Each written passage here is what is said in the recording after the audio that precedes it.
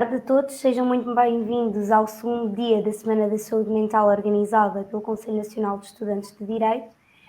Hoje iremos então abordar o tema dos desafios, alertas e riscos associados à saúde mental, tendo então presentes oradores de relevo na área da saúde. O meu nome é Marta Gonçalves e tenho hoje presentes o Dr. Francisco Barros, o Dr. Marco Paulino, José Diogo Soares e Bruno Alves. Iremos então começar esta sessão pela intervenção do Dr. Francisco Barros, que é mestre em Ciências Farmacêuticas pela Faculdade de Farmácia da Universidade de Coimbra, sendo desde 2018 especialista em farmácia comunitária. Atualmente é administrador no grupo BR Pharma e assume funções na direção da Associação Nacional de Farmácias. Muito bem-vindo, seja muito bem-vindo. Muito obrigado. Antes de mais, agradecer o convite do Conselho Nacional de Estudantes de Direito e desde logo, espero que gostem da apresentação, que não seja muito pesada, e vou tentar que seja uma apresentação leve e eficaz. Então, pediram-me para falar um pouco daquilo que é a realidade na farmácia relativamente à saúde mental. E eu, antes de iniciar essa apresentação ou essa descrição daquilo que se passa numa farmácia, gostaria só de passar por um breve ponto que me parece relevante, dado estarmos perante jovens, que é, no fundo, aquilo que nós chamamos da parte negra das novas tecnologias e que afetam efetivamente a saúde mental se não forem tomados os devidos cuidados. Esta é a nova era digital, de certa forma preocupa a curto e a longo prazo a saúde mental principalmente dos jovens, que são os mais utilizadores destas novas tecnologias, smartphones, tablets, computadores, toda a tecnologia de informação e comunicação. E o medo, o perigo disto tocar na qualidade de vida, no caso da saúde mental dos jovens, é iminente. É iminente porque há uma possibilidade de aumento de stress, de ansiedade e eventualmente patologias mais graves, que certamente o Dr. Marco Paulino terá a oportunidade de falar. Há aqui uma possibilidade que nós chamamos de perpetual distraction, que é uma falta de foco, o facto das pessoas estarem a receber constante informação através destas vias de comunicação, das novas tecnologias. Há uma falta de foco em determinado conhecimento e isto o que é que faz? Há um excesso de consumo da chamada memória de curta duração e não consolida para a memória de longa duração. Isto provoca problemas na atenção das pessoas, na absorção do conhecimento. O uso elevado destas novas tecnologias e a constante passagem de múltipla informação pode provocar isso. Depois vem a parte do distúrbio do sono, o facto simples facto de checarmos o telemóvel antes de nos ir deitar, pode ter algumas implicações na saúde, na nossa saúde mental, nomeadamente fala-se muito do ecrã azul, em que há alguns estudos que já falam em que há um decréscimo da melatonina, ora que esta substância é precisamente importante para que se mantenha um bom ritmo circadiano, um bom ciclo do sono, vigília, e para que as pessoas possam descansar, e esta pode haver perturbações nesta área. Depois há a relação entre o descanso e o balanço entre o descanso e o trabalho pode também estar a ter algumas interferências, nomeadamente, e todos sabemos que os e-mails, a facilidade com que se chegam aos e-mails de trabalho, a facilidade com que temos um WhatsApp ligado, onde efetivamente há mensagens de trabalho, inclusive agora há uma lei que veio de certa forma tentar impedir que esse uso e abuso de tecnologias permitam este tipo, ou impeçam este tipo de ações, porque precisamente há aqui problemas que são importantes referir, nomeadamente a falta de descanso do cérebro, que precisa o desfoco na parte do trabalho, e que é importante também para a saúde mental. Pois, efetivamente, há um termo que é usado, que é o FOMO, que é o Fear of Missing Out, que é muitas vezes aquela sensação que nós temos estamos a perder algo, deixa-me estar presente nas redes sociais, quero estar continuamente presente porque estou a perder algo. Isto tudo são fatores de ansiedade que criam stress, criam ansiedade e criam problemas inevitáveis àquilo que é na área da concentração, também da memória, criam problemas inevitáveis à saúde mental. E por fim, e peço também, logo a seguir eu falar, que me passem um link que eu deixei do YouTube, de um pequeno vídeo do YouTube, que tem a ver com aquilo que é a comparação social. Ou seja, hoje em dia o facto de termos determinadas referências ou aparentes referências positivas em relação à vida de certas pessoas, em relação àquilo que elas ostentam, em relação a um determinado tipo de práticas em que nós achamos que a nossa vida é inferior, este tipo de comparação social também não ajuda em nada aquilo que são a saúde mental. E por isso, para melhor perceberem esta parte da comparação social, peço que passem só um videozinho muito curto que eu vos trouxe para vocês terem uma ideia mais concreta do que estou a falar.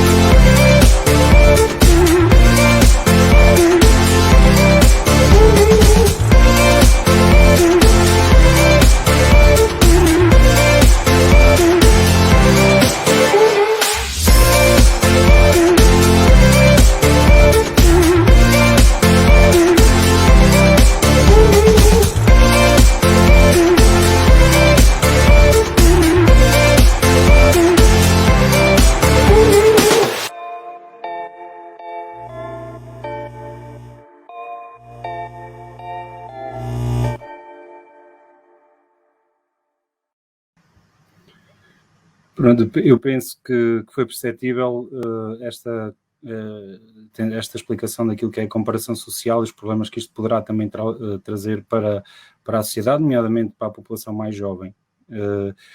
E por isso é que me preocupa efetivamente a questão de que se fala agora muito, todos os dias, a guerra da Ucrânia, entre a Ucrânia e a Rússia, a pandemia que vivemos, que espero que rapidamente vira a endemia. Obviamente que esses pontos são preocupantes, são também causadores ou fontes causadores de stress, de ansiedade, mas efetivamente espero eu que isso são questões agudas, questões que irão rapidamente passar. Esta é uma questão que vai ficar para toda a vida. Dificilmente estas redes sociais, dificilmente a comunicação, a facilidade de comunicar entre os povos, entre as pessoas, não vai acabar. E para isso isto é uma situação que me preocupa, a forma como ela irá evoluir, nomeadamente esta população jovem que um dia estará no mercado de trabalho e que um dia serão idosos e por aí adiante. Posto isto, falo-vos um bocadinho, falar um bocadinho da experiência, aquilo que é o balcão de uma farmácia. Na farmácia nós temos dois papéis fundamentais, que é, e nota-se, antes disso quero-vos dar uma nota que está a haver um aumento crescente do consumo de ansiolíticos e antidepressivos, mais propriamente. Este aumento também é preocupante. Este aumento indica alguma coisa, efetivamente, que os antidepressivos e ansiolíticos podem ser usados por outras indicações clínicas que não propriamente a sua indicação principal. Obviamente, mas certamente, eu não sei depois se o Dr. Marco trouxe dados relativamente àquilo que é a prescrição destes medicamentos, mas isto eu estou a falar em relação àquilo que é o consumo. Em relação ao consumo, está-se a notar um aumento bastante elevado, nos ansiolíticos à volta de 5% e nos antidepressivos por volta de 8% em relação ao número que se viu em 2020, para o número que se agora refletiu em 2021. Isto em número de embalagens. Em relação ao papel que nós temos na farmácia, são basicamente assentam em dois pilares. Um é na educação para a saúde, ou seja, medidas que preventivamente nós conseguimos falar ao balcão em pessoas que aparecem e cada vez mais pessoas aparecem ao balcão ansiosas, estressadas, e parte de nós saber distinguir muitas vezes isso do que são esses pequenos sinais daquilo que é uma verdadeira patologia que necessita do acompanhamento médico e psicológico. E então aí nós falamos muito naquilo que são a adoção de estilo de vida saudável, nomeadamente ter um sono, um ritmo circadiano correto, dormir a horas certas, alimentar-se de forma correta, ter hábitos de vida, nomeadamente aquilo que pode ser o não consumo de determinadas substâncias em excesso, nomeadamente a cafeína. Portanto, há aqui um conjunto, praticar exercício regularmente. Há aqui um conjunto de estilos de vida que podem ser adotados quando aparecem estes primeiros sinais. E é importante também ao balcão, que muitas vezes é o primeiro ponto de procura de alguma ajuda, é importante também ao balcão os farmacêuticos estarem dotados e ter a sensibilidade de saberem encaminhar para a área da psiquiatria, de encaminhar para a psicoterapia, no caso dos psicólogos. É muito importante este trabalho, e cada vez é mais importante este trabalho multidisciplinar. A nível o outro grande pilar que se faz que se tem na farmácia é a chamada adesão à terapêutica.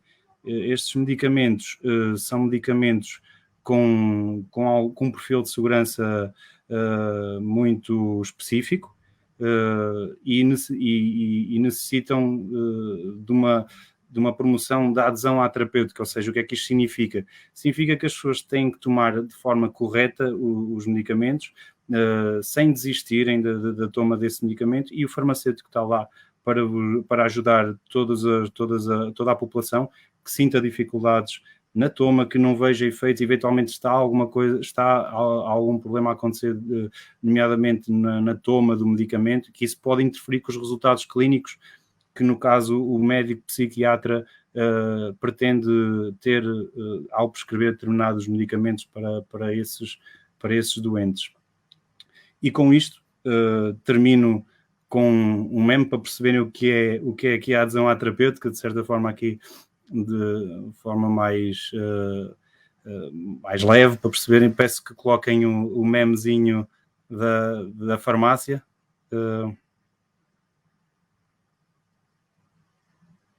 A imagem, se é possível. Pronto.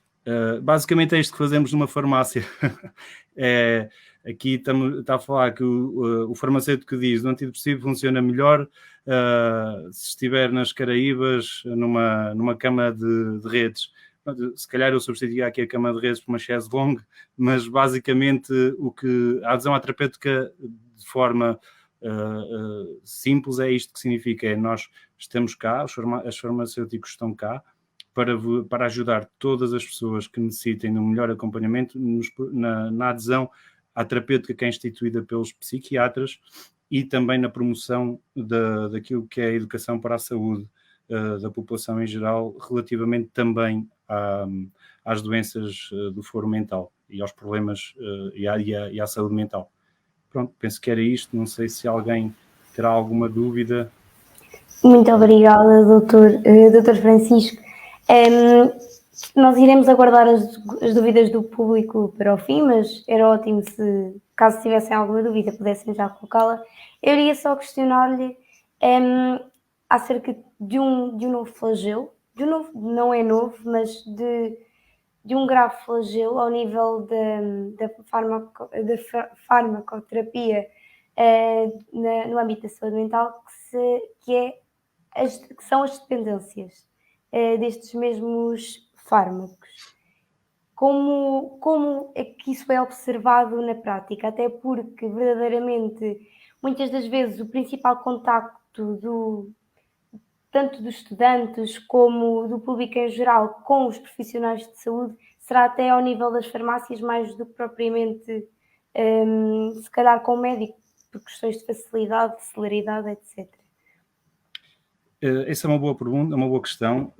Efetivamente, isso chama-se a prevenção quaternária, que é, nós agora há muito em voga a desprescrição da medicação, é algo que também estamos a desenvolver, estamos a criar algumas pontes de ligação com os médicos de família nessa área, precisamente. É uma área que é difícil, porque há historicamente, e estamos aqui a falar de medicação, nomeadamente de ansiolíticos, principalmente, penso que é o peso maior que tem neste tipo de medicação para o tratamento de doenças do foro mental. E há um histórico que é difícil apagar. Depois aqui terá que haver sempre uma boa comunicação entre os diferentes profissionais de saúde, nomeadamente entre os prescritores e os farmacêuticos, no caso os médicos e os farmacêuticos, porque nós sabemos, e os médicos também, o Dr. Marco pode falar sobre isso, bem, que certamente está à vontade para falar sobre isso, há este problema que é difícil, porque ora vem o utente, ora vai a um médico especialista, ora vai a um médico de medicina de saúde, de medicina geral e familiar. Há um centro vão sempre à farmácia. Esta é uma vantagem que nós temos, mesmo para alertar os médicos de determinadas situações dos utentes, que é importante, e pronto. Aqui nesta questão em específico, há muito por fazer na prevenção quaternária, na desprescrição da medicação, nomeadamente aqui neste caso específico dos ansiolíticos que criam habituação, e é preciso uma coordenação entre os diferentes profissionais para que essa desprescrição seja feita de forma correta, séria, porque muitas das vezes o médico pode não achar que seja o correto, apesar de haver um uso prolongado de determinadas substâncias, pode o médico achar, para os seus objetivos clínicos perante aquele utente, acho que não deva ser, não deva desprescrever, não deva acabar com determinado tipo de medicação. E isso penso que é uma questão importante e que deve ser trabalhada com o utente e com os profissionais de saúde. Muito obrigada. Muito obrigada por toda a intervenção, foi bastante esclarecedora. Agora iremos passar para a intervenção do Dr. Marco Paulino. É licenciado em Medicina pela Faculdade de Medicina de Lisboa, sendo doutorado em Psiquiatria e Saúde Mental desde 1995. Atualmente integra o Gabinete Técnico do Conselho Regional de Saúde Mental de Lisboa e Vale do Tejo. Seja novamente muito bem-vindo. Obrigado por ter aceito o convite. Esteja então à vontade para falar. Muito obrigado. A primeira coisa, felicitá-los por esta iniciativa. Acho que é importante e acho que este aspecto prático que o Dr. Francisco Barros, eu vou se calhar ser um bocadinho chato a contextualizar um bocadinho estas coisas da saúde mental, mas acho que ele pôs aqui alguns desafios que depois valia a pena nós conversarmos. Eu vou passar rapidamente os diapositivos.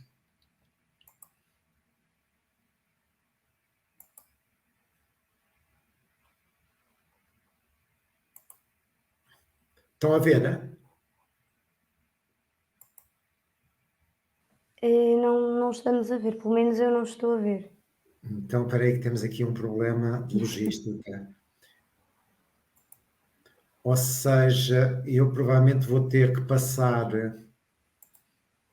os diapositivos. Aqui quando ele me pede, você não tem nenhum slide. Espera aí, eu tenho que entrar pelo meu computador.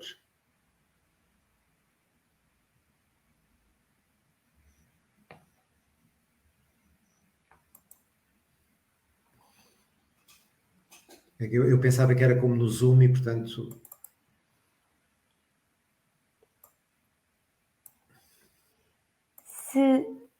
Se for à parte dos slides, também dá para adicionar um arquivo do computador, do próprio computador, não sei Mas se eu acho que facilita. é isso que eu estou a fazer. Deixa eu ver se bate certo.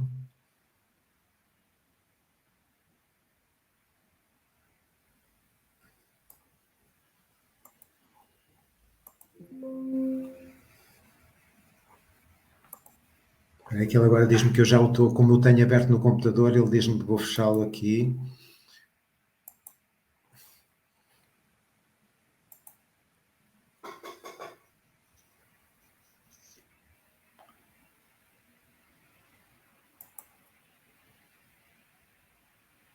Bem, não sei se devíamos ter experimentado há bocado. Se tiver com dificuldades, também pode mandar por e-mail e podemos ser nós a fazer a partilha, se preferir. É porque eu entro pelo compartilhar. Ele depois diz para ir aos slides. Depois, se for pela parte do seu computador, talvez seja possível.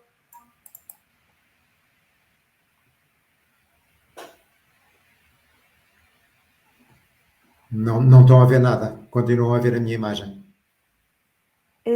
Sim.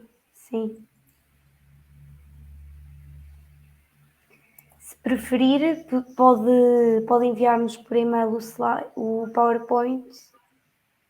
Então eu vou fazer isso.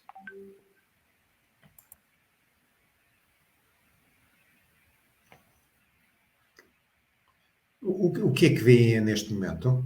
Continuam só a ver a minha imagem. É porque eu vou vendo aqui várias coisas, mas pelos vistos não. Se preferir, enquanto aguardamos, se preferir, enquanto envia o e-mail com o PowerPoint, podemos passar à frente e depois voltamos à sua intervenção. Está bem. Então se calhar é mais simples. Ok. Peço a todos desculpa por este problema técnico. Iremos avançar e depois voltar atrás e passaremos então para a intervenção de José Diogo Soares, aluno da Escola de Medicina da Universidade do Minho e que assume a qualidade de Diretor de Saúde Pública na Associação Nacional de Estudantes de Medicina. Seja muito bem-vindo. Antes de mais, acho que importa contextualizar o importante trabalho que a ANEM tem feito ao nível dos estudos e da construção de informação sobre a temática da saúde mental, tendo edificado o Guia da Saúde Mental com informações bastante relevantes, mas passo-lhe agora a palavra.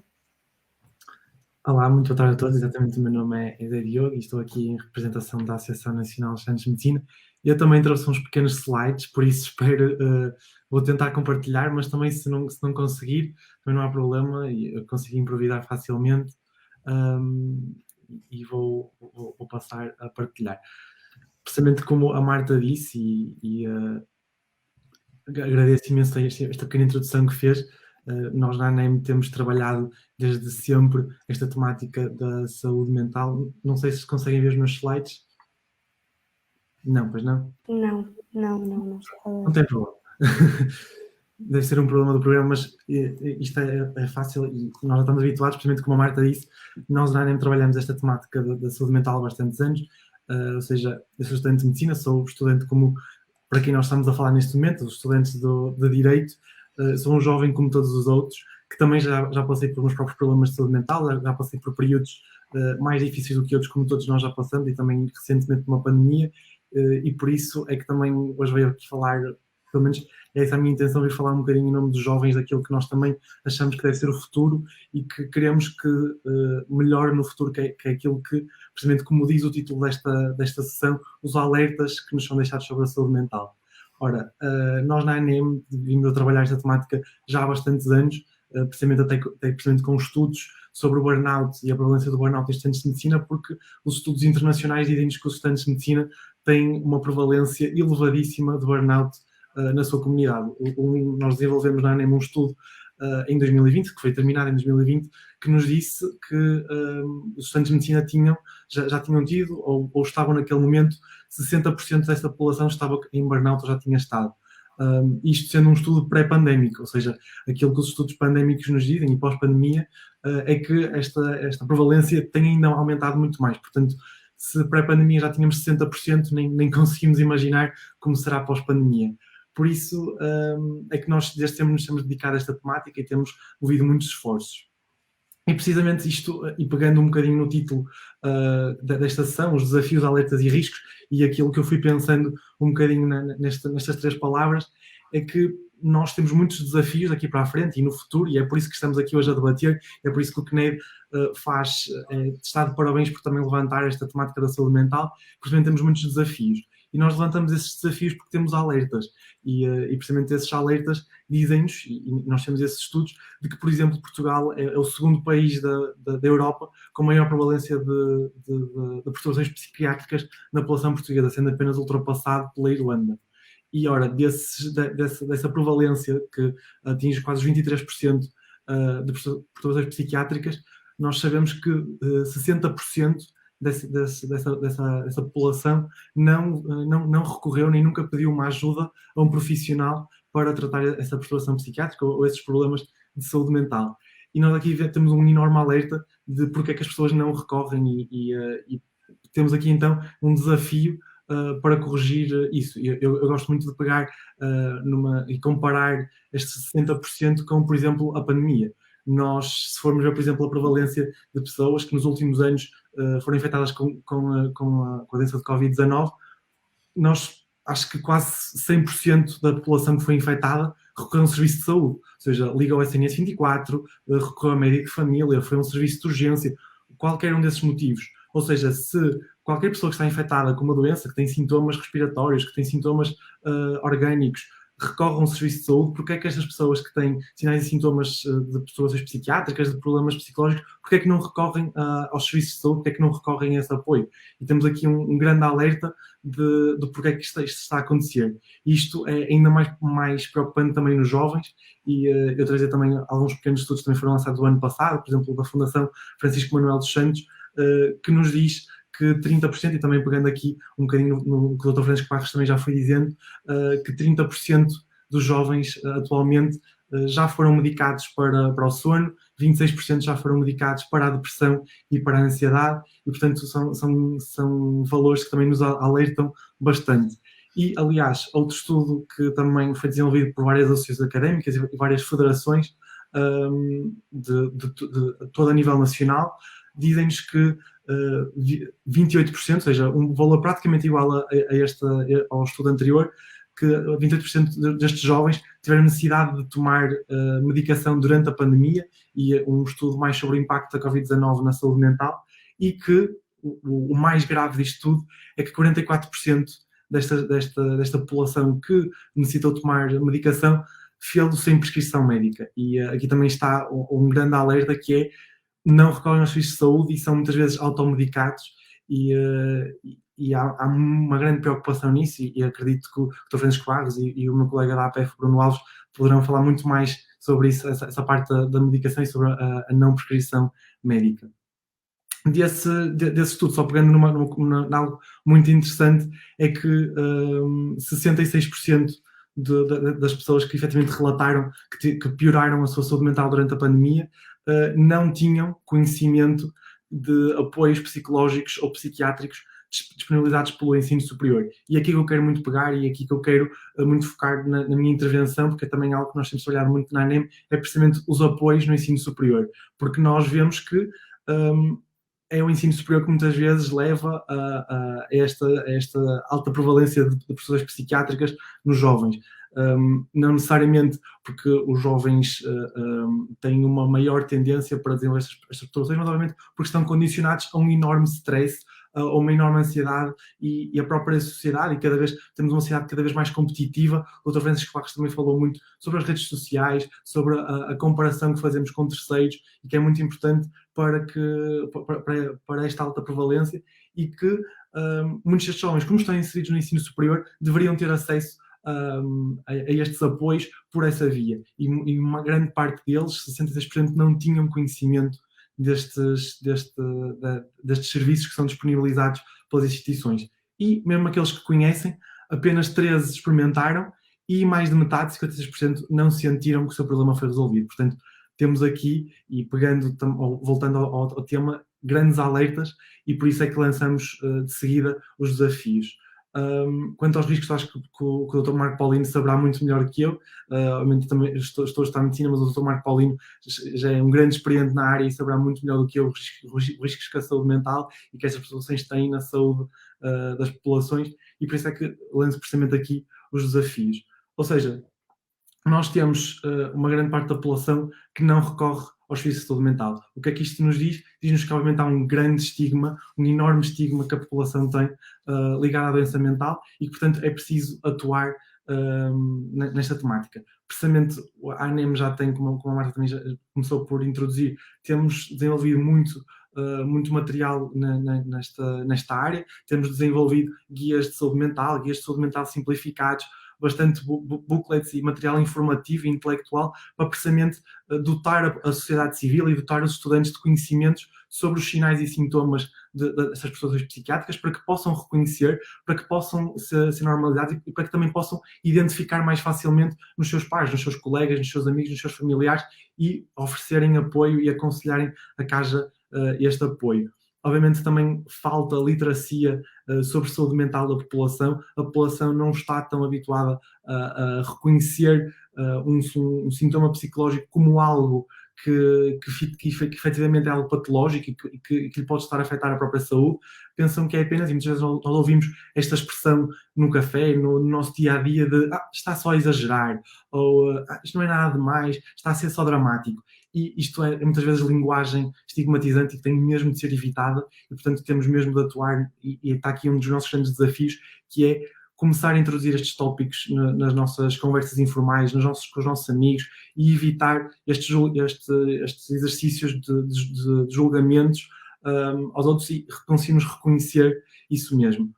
E precisamente pegando naquilo que foi a minha última parte da intervenção sobre os apoios de saúde mental nas instituições de ensino superior, que é precisamente algo que nós na ANEM também temos vindo a trabalhar bastante.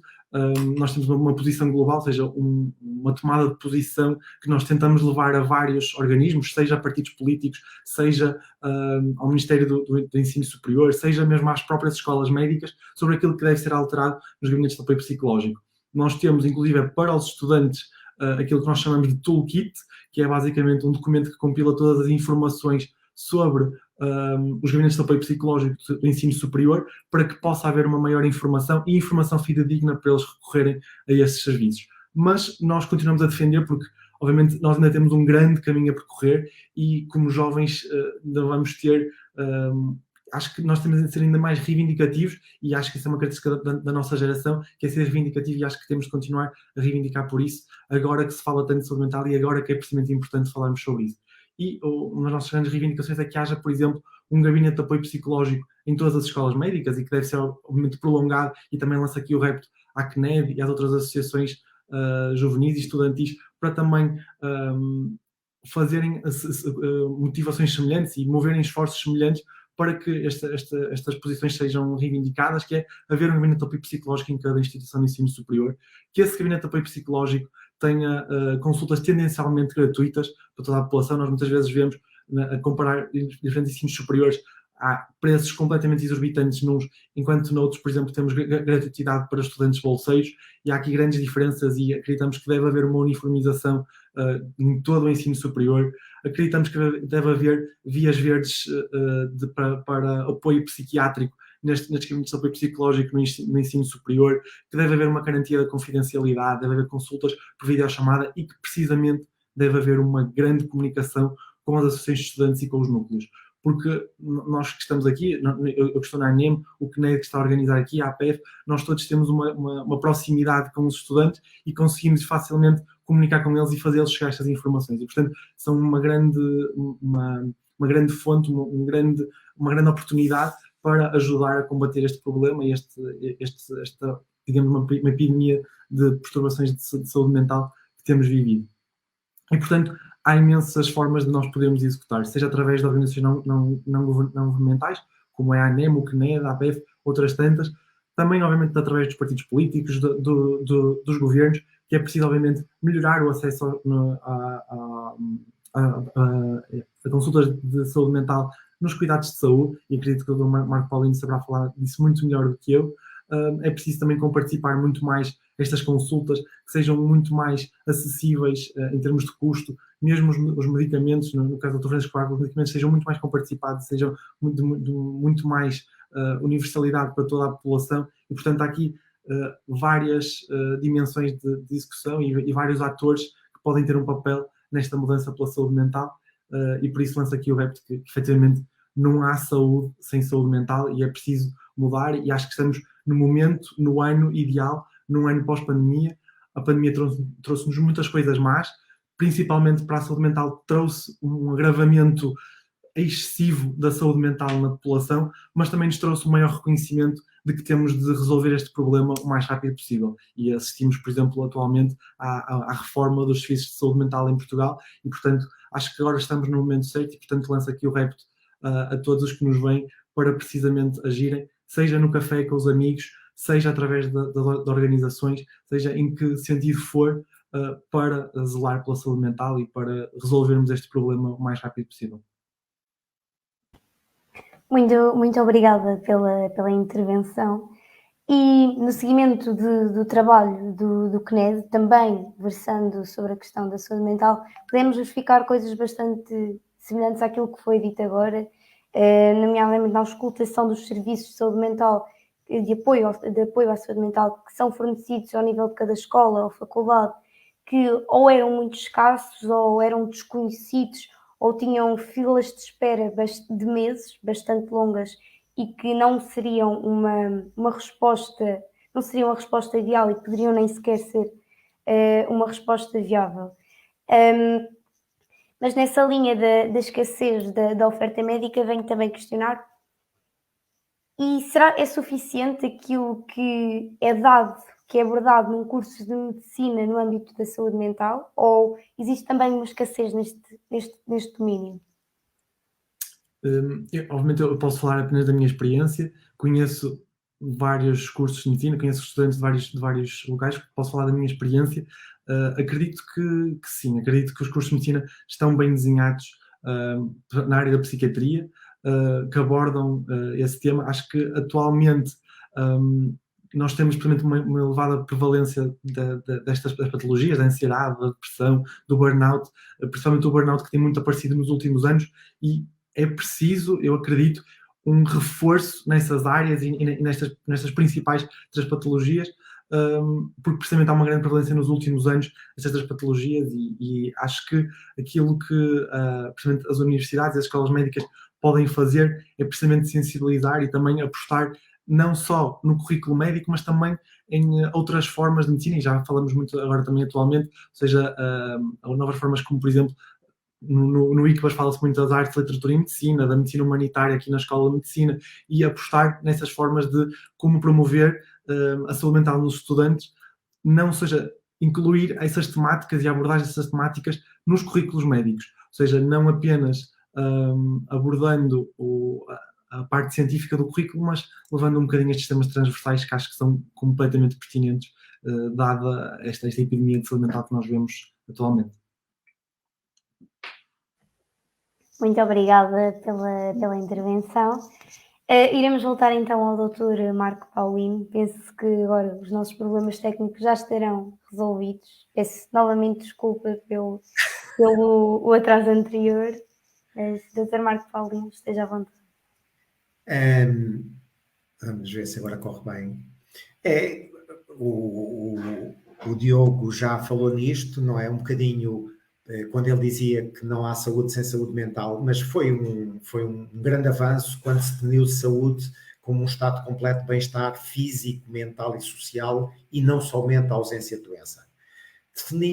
Definir saúde mental é mais complicado. Isto é uma tentativa da Organização Mundial de Saúde, um estado de bem-estar no qual o indivíduo realiza as suas capacidades, pode fazer face ao stress normal da vida, trabalhar de forma produtiva e frutífera e contribuir para a comunidade em que se insere.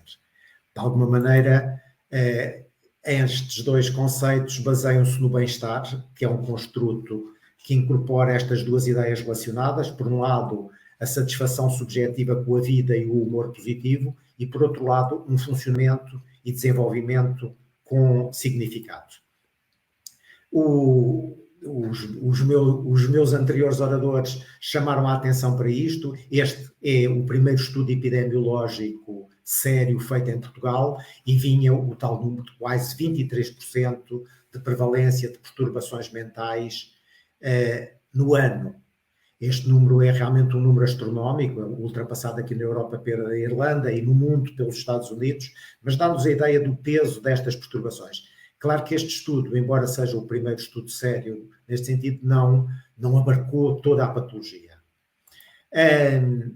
Se calhar, eu pelo menos aqui vejo um bocadinho mal o slide, mas nós muitas vezes falamos de prevalência, portanto, o número de situações de uma determinada patologia que existem num determinado espaço de tempo. Mas a Organização Mundial de Saúde e o Banco Mundial introduziram este conceito de DALIs. Os DALIs é uma mistura dos anos perdidos precocemente, por morte, e os anos vividos com incapacidade. E vejam que em Portugal, para 2019, o terceiro lugar e o quarto lugar eram ocupados pelas perturbações depressivas e pelas perturbações de ansiedade. Outro aspecto importante, dirigindo-se esta semana aos mais jovens, que é pensar que a maioria das perturbações começam na adolescência, ou até mais cedo, mas muitas delas é assim, por volta do meio da adolescência, a maioria das patologias já estão presentes e vão ter um peso grande depois na vida adulta. Vale a pena também falar neste problema muito complicado, que é o gap, portanto, o abismo entre o diagnóstico e o tratamento. Apesar de tudo, estes países do Sul, estes países pobres do Sul, chamados às vezes os PIGs, não é? Fizeram um esforço muito grande em relação ao tratamento das perturbações graves. E vejam que aqui as sem tratamento é mais ou menos 1/3. Mas em relação às perturbações ligeiras, aquelas que são mais frequentes, este gap é gigante. Também não sei se veem bem este diapositivo, é chamar um bocadinho a atenção. A psiquiatria evoluiu muito pela definição operacional das grandes patologias e, a partir destes diagnósticos com alguma fiabilidade, foi possível comparar terapêuticas e hoje temos algoritmos terapêuticos mais ou menos rigorosos para o tratamento das grandes patologias. Mas na comunidade, o que nós encontramos é este contínuo, ou seja, no último estadio estão as patologias bem definidas, mas na população em geral nós temos muitos sintomas que causam sofrimento e limitação. Portanto, quando pensamos numa perspectiva mais larga de saúde pública, temos que não só tratar a patologia bem definida, mas também o sofrimento associado a muita sintomatologia dispersa. Este esquema é um esquema organizado para, no fundo, mostrar o leque das intervenções em saúde, em que poderíamos considerar uma parte que é a parte da promoção da saúde e da prevenção da doença, depois a parte do tratamento e, por fim, e não menos importante, e já o doutor Bruno falou nisto, os aspectos que têm a ver com a adesão ao tratamento e em muitas doenças, que são doenças crónicas, os cuidados continuados e a reabilitação. Também se vê mal este slide, ou pelo menos eu daqui vejo mal, mas era para chamar um bocadinho a atenção aquilo que tem-se tornado consensual, como as doenças mentais terem determinantes não só biológicos muito importantes, mas também psicológicos e sociais. E pensando aqui na adolescência, nós vamos encontrar como determinantes sociais importantes a influência dos pares, o uso de substâncias e a sexualidade. E muitas das doenças mentais, incluindo as psicoses, começam neste período da vida. Falar da adolescência é cada vez mais complicado, porque o que se tem vindo a verificar é assim, eu provavelmente quando fiz o curso, nós considerávamos que a adolescência era ali um período que ia dos 12, 13 até aos 17, 18, e isto vai-se alargando, isto é um estudo da Organização Mundial de Saúde, já põe o período entre os 10 e os 19, mas depois poderíamos pôr aqui o início da vida adulta como períodos que estão sujeitos a muitas alterações, mudanças de escola, sair de casa, início da vida académica, início da atividade laboral, e reforçando aqui um bocadinho o que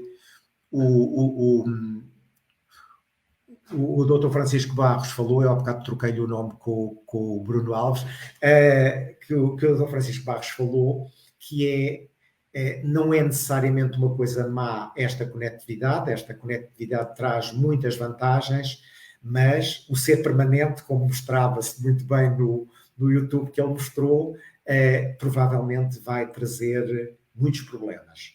E por fim, também ele falou nisto, a existência nos mídia de uma imagem ideal cria depois uma discrepância muito grande em relação à realidade das pessoas. Só para acabar aqui esta minha parte, falar dos fatores de proteção, e também já foram falados, a prática regular do exercício físico, a adoção de medidas de higiene do sono, a adoção de estratégias para lidar com os problemas e resolvê-los, de gestão das relações pessoais, do controle das emoções e, por outro lado, a necessidade de haver um suporte não só familiar, escolar e comunitário. Mas há fatores de risco. No nosso processo, no nosso trabalho da adolescência, vamos lutar por uma maior autonomia, mas muitas vezes esta autonomização feita sem algumas cautelas pode se tornar um fator de risco. Também, se os pares são importantíssimos nesta fase de vida, a pressão destes pode ter efeitos nocivos. Hoje em dia, a sexualidade é lidada de uma forma diferente do que era há umas dezenas de anos atrás. A minha geração provavelmente lidou com a sexualidade de uma forma diferente, mas os problemas da identidade sexual provavelmente são uma problemática importante nesta fase de vida e atualmente julgo eu, este daria outra semana, provavelmente, da saúde mental, o que é isto da identidade sexual.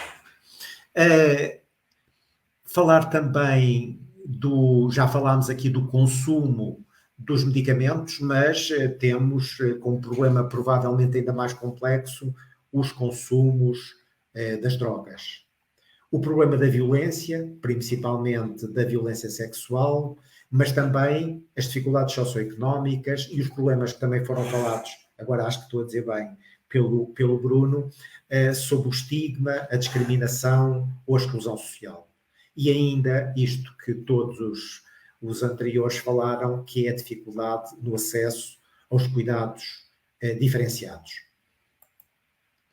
É claro que há sempre que separar o normal e o patológico, e há situações que são particularmente de riscos, mesmo nestes grupos mais jovens, as doenças crónicas, as perturbações do espectro do autismo, portanto, pessoas que chegam à universidade, mas tendo uma patologia que é muito variável no seu prognóstico, portanto, há pessoas com algum grau de incapacidade intelectual ou com algum grau de perturbação do espectro do autismo que conseguem um desenvolvimento intelectual e social notável, mas, apesar de tudo, são fatores de risco. Depois, estes problemas, que é a gravidez na adolescência, o ser pai na adolescência, o não ter família ou ter ficado sem família. E, enfim, todos os problemas relacionados com as minorias étnicas ou sexuais. Enfim, não vos vou cansar muito, mas era chamar a atenção sobre o muito que se pode fazer para além de tornar acessíveis os cuidados de saúde. É preciso também criar intervenções, formações, educação que se estendam a toda a população e a esta população em particular. E eu acabava só aqui a minha parte pegando numa coisa que já foi falada, que é, vale a pena chamar a atenção que este aumento do consumo de medicamentos, numa fase em que também aumentaram os sofrimentos ansiosos e depressivos, não tem que ser necessariamente um mal. Ou seja, estão atualmente muito bem estudadas as situações em que as intervenções psicológicas são as mais indicadas e as situações em que as intervenções farmacológicas são as mais indicadas, e há situações em que não só pode ser útil a junção destes dois tipos de intervenção, como os resultados serem idênticos com intervenções psicológicas ou medicamentosas. Vale a pena chamar a atenção que os serviços ligados à saúde pública e a medicina geral familiar ficaram completamente esmagados pela pandemia. E, portanto, numa altura em que seria necessário maior acessibilidade, o que aconteceu foi precisamente o contrário. Mas surgiram coisas giras, como, por exemplo, são relativamente reduzidos os psicólogos das unidades de saúde, mas estes conseguiram se manter organizados e criar, para além do seu trabalho habitual, linhas de apoio, intervenções especializadas.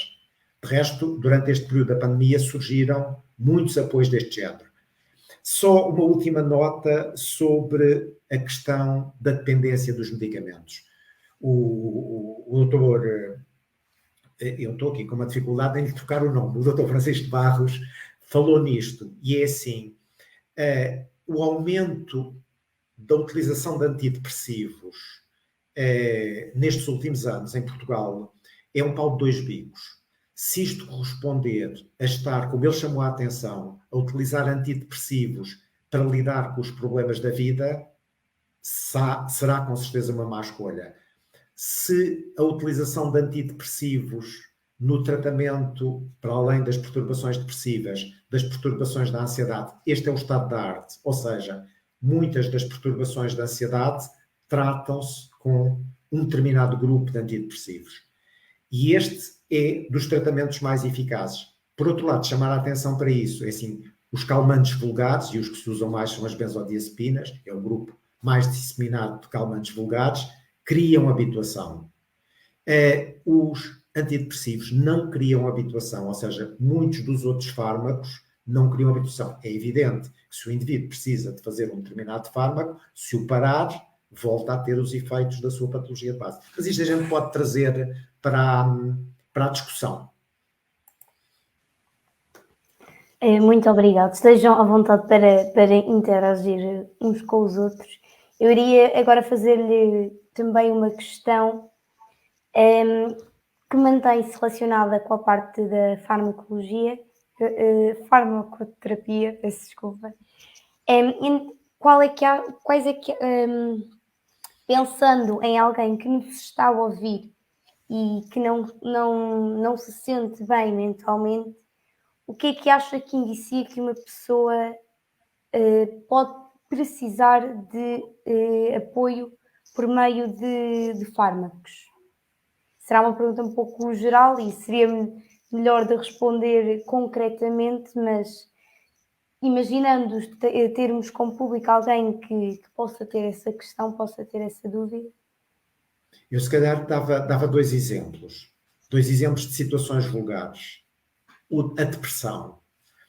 É importante ter esta noção que o deprimirmos numa situação de perda ou numa situação de grande sobrecarga pode ser uma reação normal. Nenhum de nós fica preocupado se perante a perda de alguém que é importante, não se entristece, não perde o interesse pelas coisas, não fica muito mais triste, não é? Ou seja, esta é uma reação normal.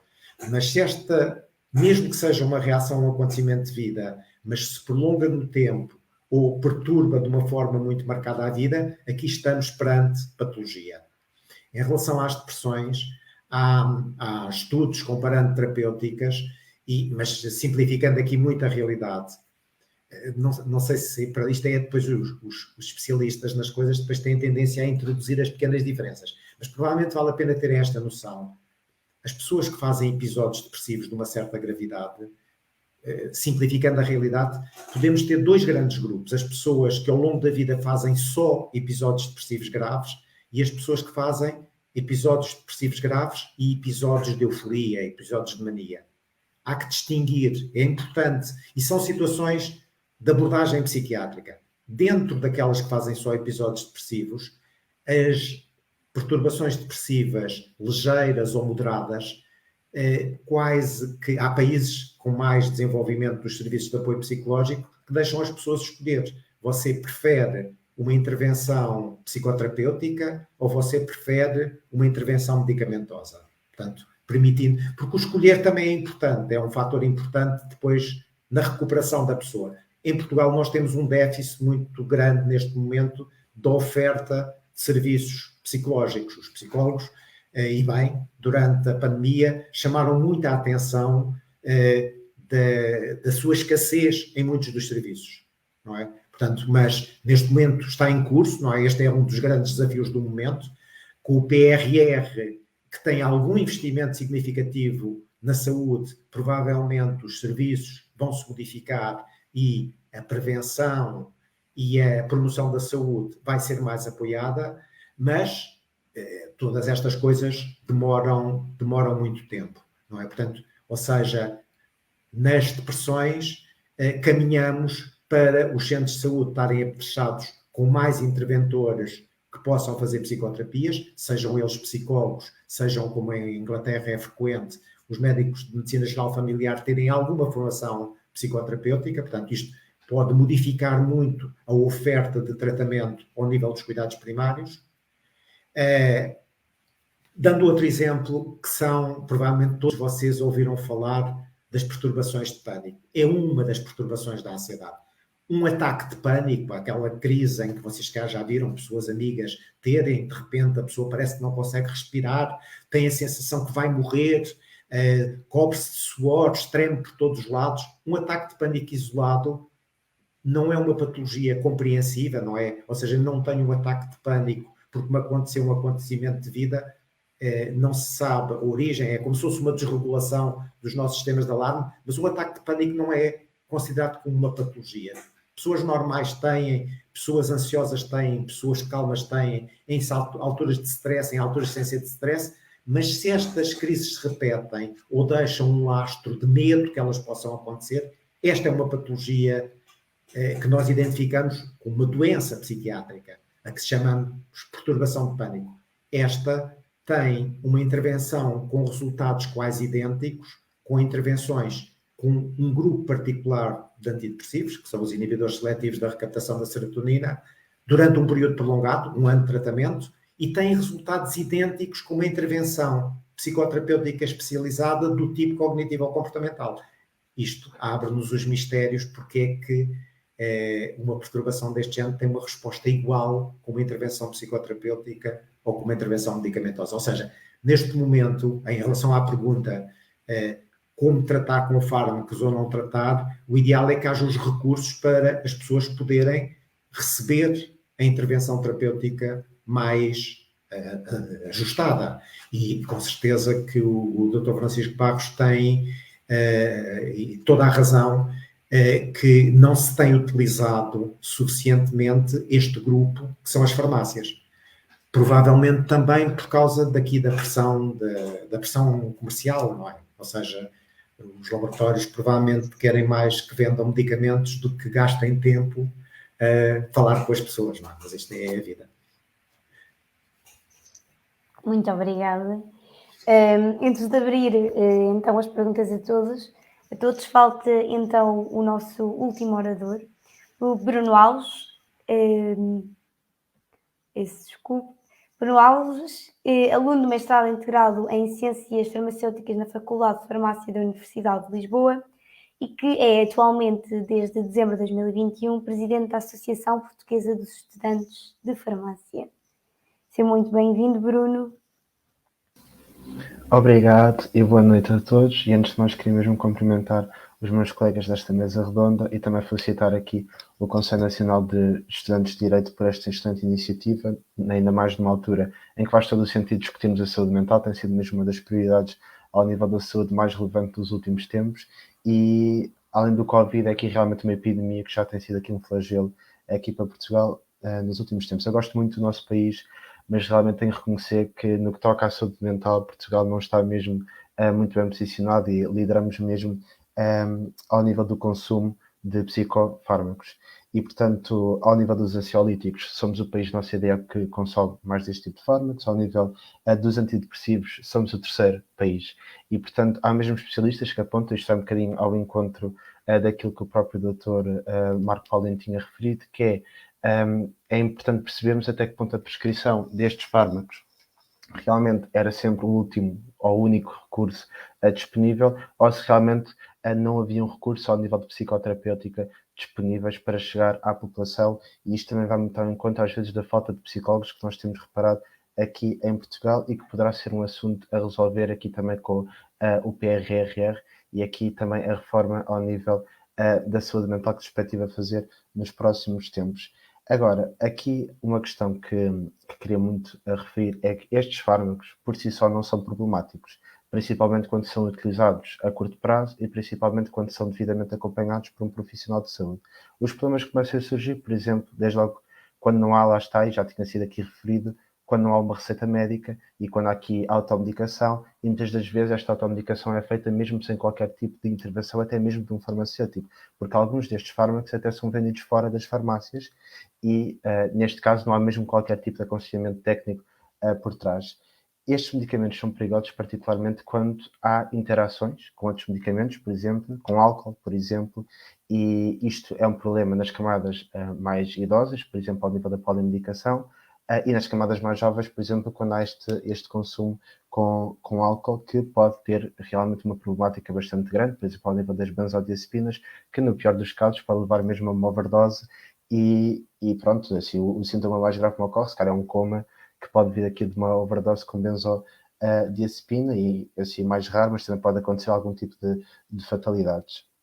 Portanto, há aqui uma intervenção bastante importante que tem que ser feita também ao nível da regulação destes fármacos, também da sensibilização da população, que quando estão a fazer este tipo de consumo têm que realmente perceber que deve haver aqui um acompanhamento e um conhecimento sobre a forma como a adesão a esta terapêutica deve ser feita. E depois lá está, também percebo muito bem o tipo de medicamentos que estas pessoas estão a tomar e se não estão a interagir uns com os outros, o que também pode gerar aqui alguns problemas adicionais. Também, lá está, não se pode falar só de medicamentos, mas toda a questão das dependências é um problema para a saúde mental. E no ano passado a APF fez mesmo uma iniciativa com o CICAD, que foi mesmo a criação de um booklet direcionado para as dependências e comportamentos aditivos, por exemplo, ao nível do álcool, ao nível de cannabis, e da importância que toda a sociedade deve ter no sentido de atuar, no sentido de estar atento a este tipo de situações. Muitas das vezes os problemas passam mesmo pelo isolamento das pessoas e não estarem, de certa forma, a comunicar aquilo que estão a sentir. Muitas vezes são situações de stress, ansiedade, tristeza e, portanto, aqui a ferramenta mais fácil e a acessibilidade a este tipo de ferramentas é mesmo muito grande, é mesmo recorrer a este tipo de substâncias, estupefacientes. Isto também vai muito ao encontro, lá está, de que os psicofármacos, no geral, são baratos, são fáceis de chegar, e a psicoterapêutica não tanto. E mesmo aqui ao nível do ensino superior, e aquilo que vai muito ao encontro daquilo que o próprio, o meu colega da ANEM, o José, disse, é mesmo aqui a falta de serviços de apoio psicólogo nas próprias instituições de ensino superior. Há estudos que indicam que, no ideal, deveriam haver cerca de um psicólogo por cada 500 estudantes de ensino superior. Isto, assim, em média, daria cerca de 609 psicólogos direcionados para o ensino superior. Neste momento temos 58 psicólogos. Portanto, há aqui um trabalho bastante grande que tem que ser feito no sentido de intervir ao nível do ensino superior, principalmente quando temos aqui indicadores que dizem que 57% dos estudantes do ensino superior já sofreram burnout, cerca de 36% dos estudantes de ensino superior têm algum diagnóstico de problemas de foro mental. 80% destes diagnósticos surgiram no ensino superior e, portanto, aqui perceber a forma como o ensino superior também contribui para isto, mas as ferramentas e o devido acompanhamento não existe. E a questão é mesmo perceber que realmente nós, farmacêuticos, não estamos aqui para vender medicamentos, nem para incentivar, ok, as pessoas que têm um problema vão às farmácias, comprem uma benzodiazepina connosco e está tudo bem. Pelo contrário, reconhecemos que há problemas, reconhecemos que a solução não passa por isto e que realmente é preciso haver aqui mais intervenção de foro psicoterapêutico para resolver este problema. Mas, essencialmente, continuar a promover aqui a literacia em saúde, atuar muito na prevenção destes problemas, atuar muito no acompanhamento da população no geral e aqui, mais uma vez, chamar, tal como o Dr. Francisco tinha dito, para o papel que as próprias farmácias têm. Nós somos os profissionais de saúde de proximidade, muitas das vezes, que as pessoas podem sempre recorrer a qualquer altura e, portanto, há mesmo aqui um trabalho de literacia em saúde que deve ser estimulado, mas que não deve ser só das farmácias, deve ser de todos os profissionais de saúde, deve ser de todos os estudantes de ensino superior, de todas as pessoas no geral, de haver aqui esta mobilização em prol do bem-estar de toda a gente. E, portanto, mesmo a própria APEF, em conjunto também com os restantes estudantes de saúde, e nós fazemos parte aqui no Fórum Nacional de Estudantes de Saúde, também a ANEM também faz, temos feito aqui algum tipo de iniciativas neste mesmo sentido. Em 2019 nós já fizemos um estudo direcionado para a saúde mental que resultou numa moção que apresentámos a todas as direções associativas do país, mesmo no sentido de fazer aqui algum tipo de apelo e sensibilização relativamente a esta temática que já percebíamos que era alarmante ao nível dos estudantes de ensino superior. E este mesmo ano voltámos a fazer uma iniciativa deste género, mesmo direcionada para o Orçamento de Estado, no sentido de apelar a um maior investimento na saúde mental, o que vai um bocadinho ao encontro daquelas que são as necessidades que nós já tínhamos identificado. E quanto à APEV, nós queremos este ano, através das campanhas de saúde pública que nós costumamos fazer, voltar a tocar neste tema da saúde mental. É uma das nossas bandeiras políticas institucionais mais antigas e, aliás, nós já tínhamos feito um contacto com a Associação Nacional das Farmácias, no sentido de fazer aqui uma recolha de dados através da rede de farmácias relativamente ao consumo de psicotrópicos e queremos recolher estes dados para fazer aqui uma sensibilização pública, por exemplo, através da Direção-Geral de Saúde, com quem nós também já temos aqui um contacto antigo ao nível deste tipo de campanhas de disseminação de informação, para realmente conseguir combater esta pandemia. E da minha parte é um bocadinho isto. Muito obrigada. Faço-te a pergunta que também fiz ao José Diogo. Enquanto estudante, temos outra experiência relativamente aos restantes oradores, porque estamos em contacto direto com o plano formativo. Achas que é dada atenção suficiente no teu plano curricular enquanto estudante de farmácia às matérias de saúde mental? Pronto, aqui relativamente à saúde mental, e sendo aqui um curso mais de farmácia, aqui o foco que nós damos é realmente relativamente aos mecanismos deste tipo de fármacos, às potenciais interações, às potenciais reações adversas, isto através das nossas atividades curriculares de farmacologia, de farmacoterapia. Também lá está, há guidelines muito específicas sobre como é que estes medicamentos devem ou não a serem indicados para este tipo de situações. Portanto, sim, nós temos aqui esta atenção, não tanto numa lógica de acompanhamento psicológico, porque isso não é responsabilidade dos farmacêuticos, mas mesmo aqui de percebermos como é que estes medicamentos atuam, quais é que são os riscos, quais é que são os benefícios e como é que os farmacêuticos podem atuar numa lógica de aconselhamento e também de proteção das pessoas, também de promoção da melhor adesão à terapêutica possível, que realmente é esta a relevância que as farmácias têm para os portugueses.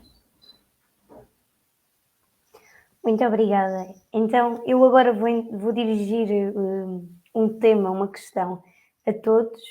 Sintam-se à vontade para falar e, sendo que esta mesma sessão diz respeito aos desafios, alertas e riscos associados à saúde mental, sendo dirigida a estudantes universitários, fará sentido falar naquele que tem sido um dos maiores flagelos ao nível do ensino superior, como já foi mencionado, que é o burnout. Temos ouvido muito mais falar deste mesmo problema, sendo que inclusivamente no dia 1 de janeiro de 2022 passou a ser reconhecido pela Organização Mundial de Saúde como doença ocupacional. Portanto, sintam-se à vontade para falar deste mesmo tema.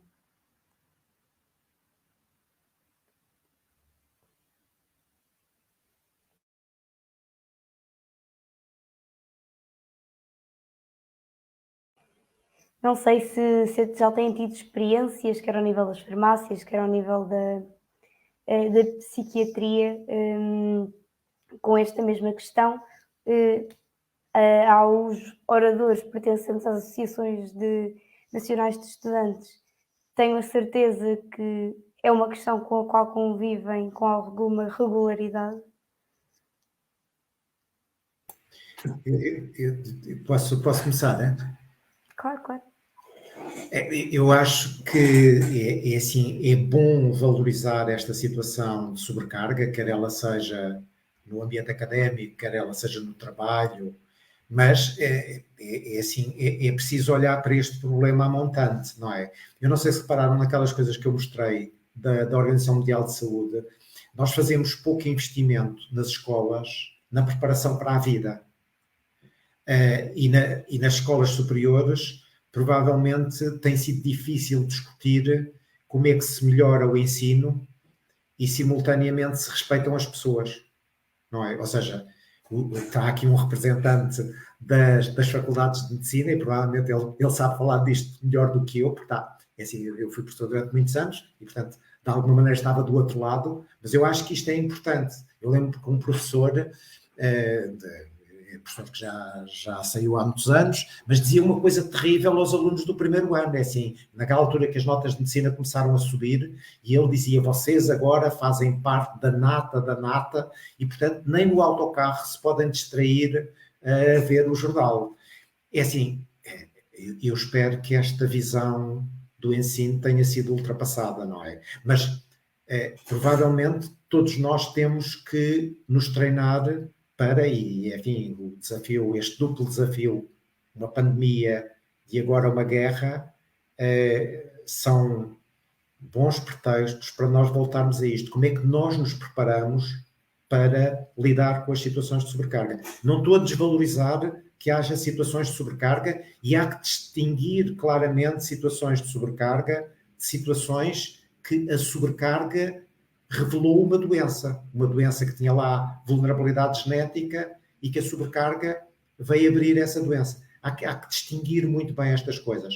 Mas no papel da prevenção e da promoção é introduzir, como há muitas escolas que começaram a fazer isso, discussão das estratégias para lidar com os problemas, das estratégias com resolver problemas, estratégias para lidar com problemas relacionais na escola, com problemas de como é que se organiza o ensino. E deixe-me só também referir aqui um aspecto que eu costumo focar muito à malta mais jovem, ultimamente, que também me parece importante, que é a socialização, ou seja, o contacto físico, o falar com as pessoas. O que vemos ultimamente é tudo muito virtual. A maior comunicação que é feita é através de plataformas virtuais, tecnológicas. E não sei até que ponto é que esta falta do contacto físico, falta de socializar, também ajuda a trazer mais problemas de saúde mentais para cima da mesa. Só deixar este ponto que me parece importante referir sempre. Eu não me canso de referir isto aos jovens, porque acho que é um ponto que eu, na minha juventude, e não foi assim há muito tempo, ainda me considero um jovem, não é? Mas não primávamos porque também não haviam redes sociais como há agora, primávamos pelo contacto físico, pelas discussões cara a cara, pelo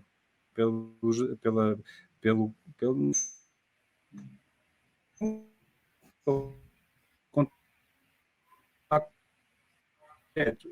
coisa que agora eu não vejo e temo.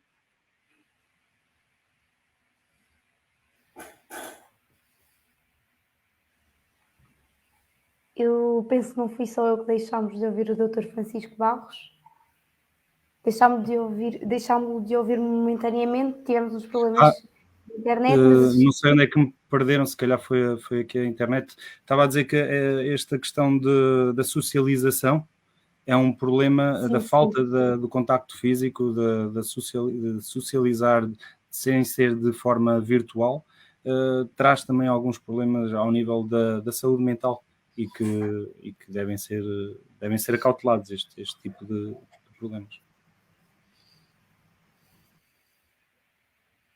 Acrescentando também, se me permitem assim, um pouco à discussão, eu acho que, pronto, pegando também naquilo também que foi a questão na minha apresentação, eu acho que cada vez mais nós vivemos numa sociedade muito mais competitiva, numa sociedade com muita mais pressão social, e aquilo também dizia eu estou a referir que também pega um bocadinho nisto na socialização, que é nós acabamos por nos comparar muito com os outros, há uma pressão muito grande de nos compararmos com os outros, mesmo o ensino está cada vez mais exigente, ou seja, nós temos muito mais informação, é exigir muito mais aos estudantes que saibam muito mais, há muito mais esta comparação de que têm de ser melhores do que os outros, e mesmo o próprio mercado de trabalho, nós vemos isso, o próprio mercado de trabalho está cada vez mais competitivo, é cada vez também muitas vezes mais precário, as condições de trabalho são precárias, a própria qualidade de vida é necessário cada vez mais estudos, cada vez uma maior exigência aos estudantes para conseguirem suceder na vida e aos jovens para conseguirem suceder na vida. Por isso,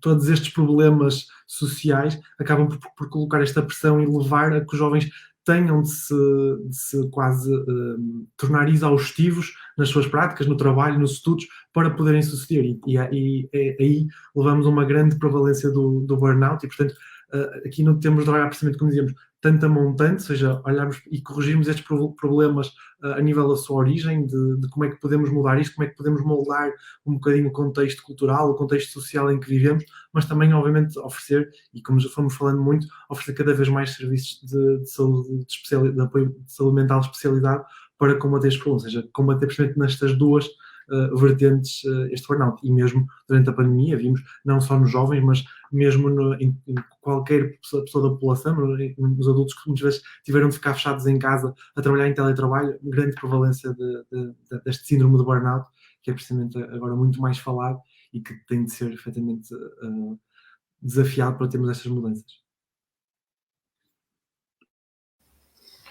Não sei, Marta, se me deixas aqui acrescentar também qualquer coisinha. E pronto, realmente o burnout é um problema, até porque lá está, não só acaba por resultar em questões clinicamente mais relevantes, mas também até resulta, por exemplo, em abandono escolar, o que naturalmente também é um problema. Mas a questão não se trata só do ensino em si, diria eu, mas também estamos a falar aqui de uma fase da vida dos estudantes que acaba por ser muito diferente, que é, para muitos deles acabam por ir para longe de casa, acabam por ter que começar a ter uma vida completamente na sua própria responsabilidade, têm que fazer as suas refeições, têm que tratar das suas educações, têm que assegurar os seus rendimentos, alguns deles são trabalhadores, estudantes ao mesmo tempo, e tudo isto junto acaba por resultar de uma sobrecarga completamente diferente que até então não tinha havido quando comparamos com aquilo que é a realidade do ensino secundário. Portanto, isto é uma fase naturalmente muito, muito crítica para todos estes estudantes, e a chave passa sempre, lá está, por não haver aqui um isolamento deles, que resulta, lá está, de um intensificar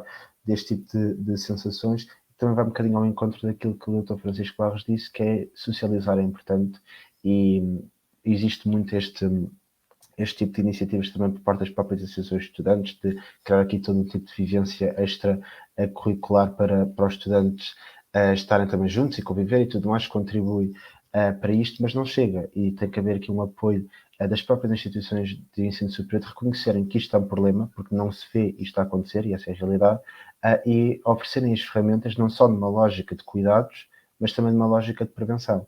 E essa prevenção não é só médica, digamos assim, ao nível da saúde, essa prevenção também começa na própria pedagogia e na forma como o ensino está a ser feito. Não sei se mais alguém tem algo a acrescentar. Posso dar aqui um toque num tema paralelo que tem a ver com isto, mas dava outro dia de discussão, que era muitas vezes também jovens nesta onda agora da parte mais ecológica, mais assim, naturalista, se é assim que se pode dizer, nota-se um aumento de procura de, nomeadamente, produtos naturais, suplementos alimentares nas farmácias e em herbanárias, produtos que de evidência clínica é zero, não tem nada. Esta é uma cultura também que é preciso combater, a desinformação, porque isto também acaba por não ajudar, aumenta os custos, como é óbvio, por tratamentos que não fazem rigorosamente nada. Podíamos estar aqui também a falar do efeito placebo, estava outra discussão enorme, mas esta desinformação que existe na área da saúde também me preocupa enquanto farmacêutico. A falta de critérios nem se diz automedicação, autotoma de determinados produtos, que os jovens só com a bandeira do porque é natural é bom, este conceito errado, tomam ou recorrem em primeira mão antes de querer recorrer a um conselho de um médico, de um psicólogo, de um farmacêutico, de um profissional de saúde que esteja dentro do assunto minimamente. Pronto, queria só deixar esta nota que me parece também relevante para os jovens. Muito obrigada. E não tendo mais ninguém nada a acrescentar sobre este assunto, talvez possamos passar para as questões do público, que pensemos algumas. O Luís Sena questiona: que medidas podem ser adotadas relativamente às terapêuticas por parte das entidades responsáveis pela saúde em Portugal?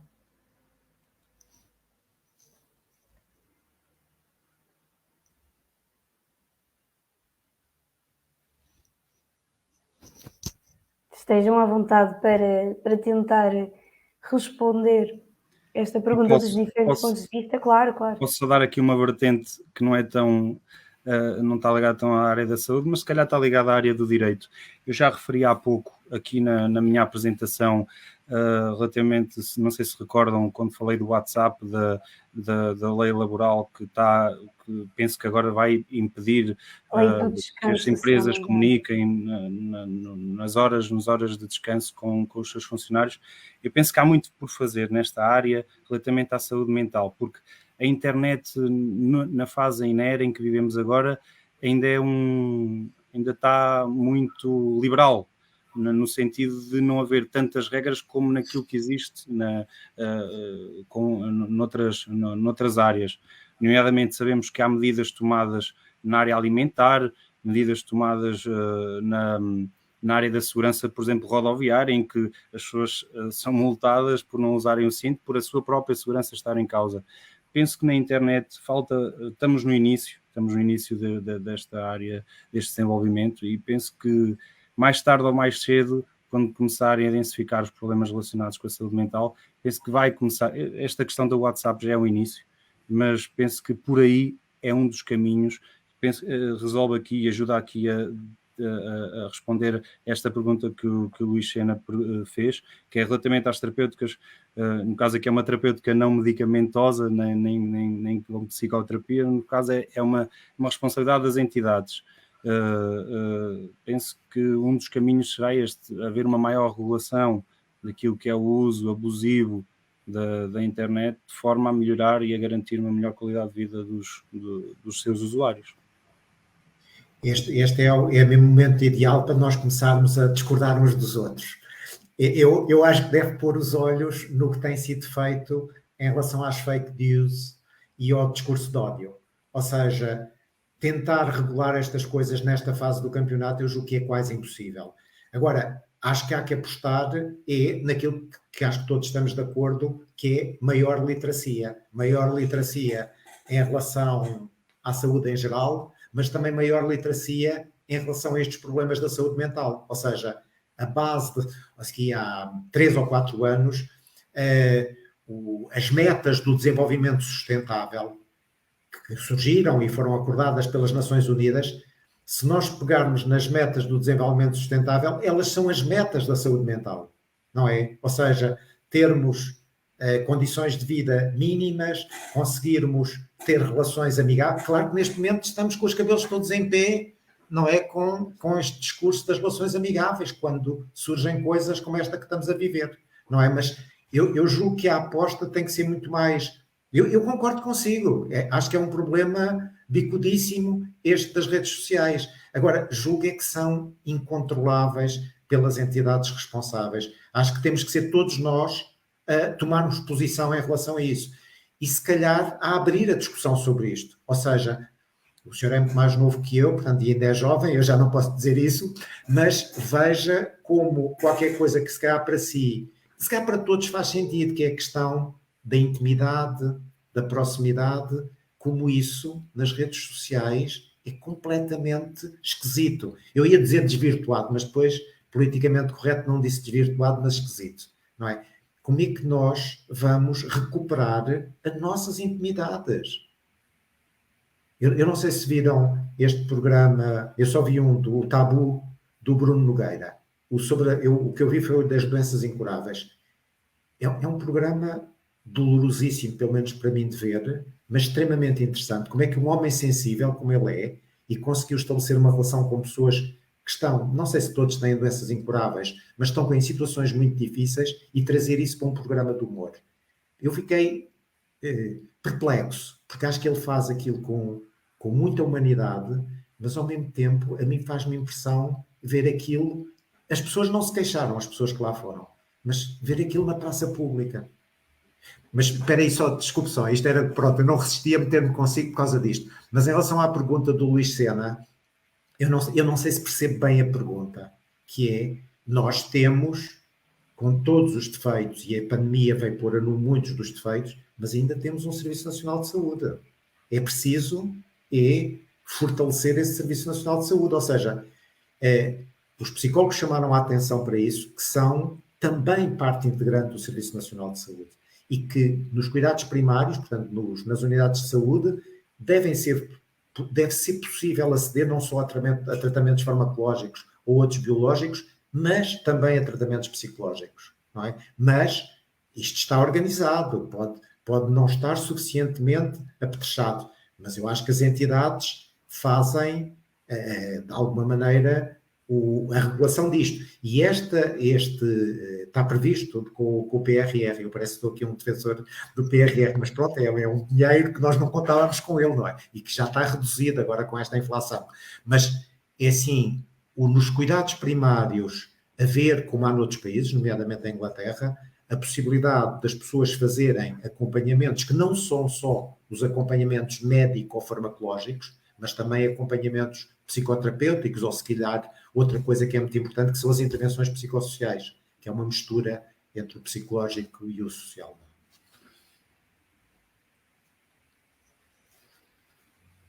Muito obrigada. Penso que o Luís estará mais esclarecido. Podemos passar à próxima pergunta.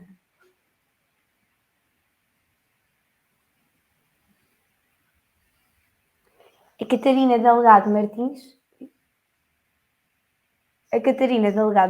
questiona que tipos de sinais devemos ter em atenção nos nossos colegas, que podem indicar pressão ou perturbação.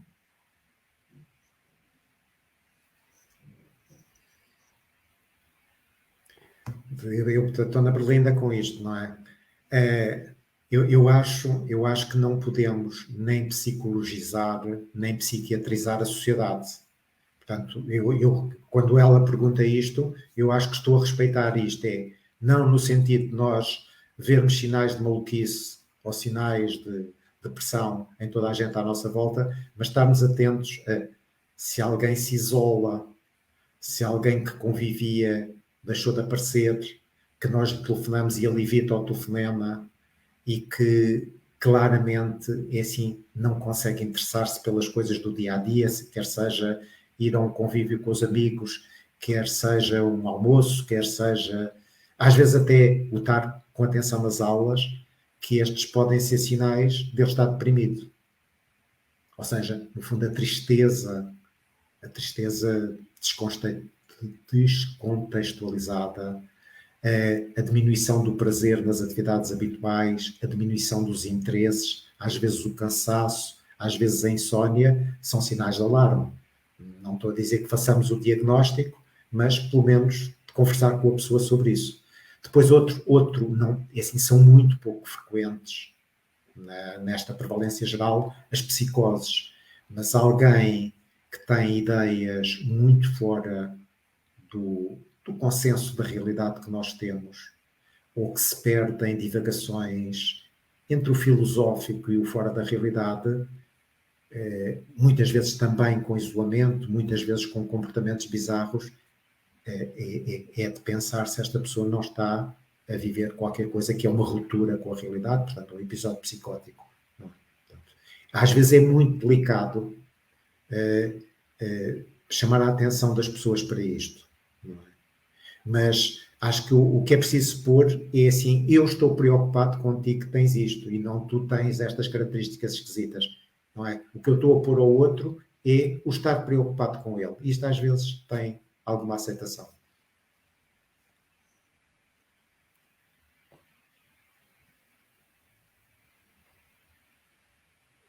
Seria mesmo essa a questão que eu lhe ia fazer no seguimento desta pergunta. Que comportamentos adotar quando nos deparamos com uma alteração de comportamento dos nossos colegas nesses mesmos termos, mas mostrar preocupação poderá já ser um bom primeiro passo. Estaremos também limitados se a outra pessoa não estiver disponível para ser ajudada. Pois eu acho que pôr a tónica em nós, sou eu que estou preocupado com o outro estar assim, e não dizer que tu estás-te a isolar, tu estás muito magro, tu deixaste de alimentar, tu deixaste de comer connosco em público, não é? Agora, eu acho isto, se calhar é uma visão muito amédica, não é? Mas há momentos em que, é assim, não podemos continuar a conversar com as pessoas, temos que agir. Não é? Ou seja, se eu vir um tipo ao meu lado a deitar sangue em jorros pelo nariz, provavelmente não vou esperar que ele fique anémico, que ele morra, para o levar ao hospital, não é? Portanto, às vezes é preciso tomar medidas mais duras, mas eu acho que isto são as situações excepcionais, não é?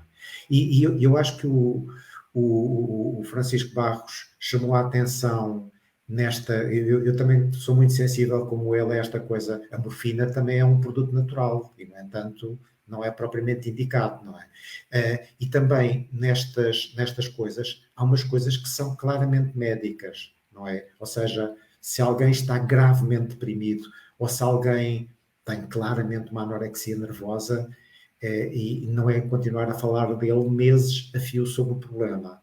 É preciso tomar outras medidas, não é?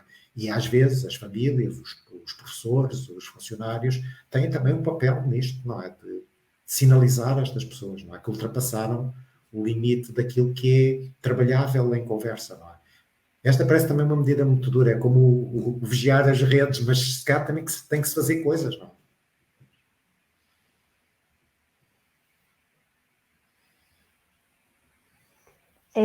Não sei se alguém quer introduzir mais algo relacionado com esta questão, com esta temática. Não tendo resposta, se calhar passamos para a próxima pergunta, se houver mais alguma. Tiago Mira Códices questiona quais os primeiros passos para alguém que se encontra já numa fase de dependência de medicação. Não sei se o doutor quer falar aqui. Avance, depois vamos conversando. Ok. Então, pronto, aqui os primeiros passos na dependência da medicação. Ora, nós chamamos-lhe, se efetivamente há essa dependência e não há efetiva necessidade de estar a tomar, e penso que aqui estamos a falar, pelo que estou a perceber, dos ansiolíticos, das benzodiazepinas, ou propriamente ditas, aí tem que se ter o cuidado em fazer o chamado desmame, por causa do síndrome de abstinência desta medicação. Provoca, ou seja, não pode haver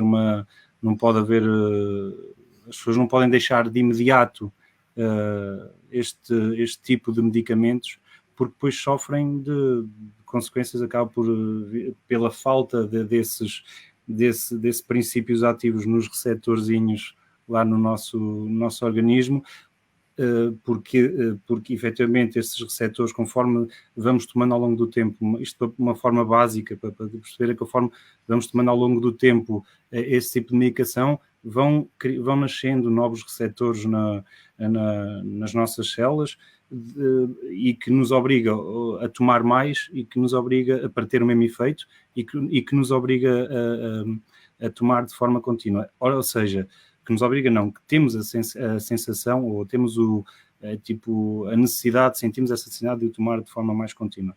Ora bem, para fazer o desmame deste tipo de medicações, deste tipo de medicação, tem que ser de forma gradual para não sentir logo aquele efeito de choque, de deixar de tomar, é como um fumador, para perceber, como um fumador deixar de fumar de um momento para o outro, no dia a seguir vai sentir a falta da nicotina no sangue, portanto, acaba por ser, a lógica acaba por ser sempre a mesma, também os receptores nicotínicos, acaba por ser, a lógica acho, é exatamente a mesma.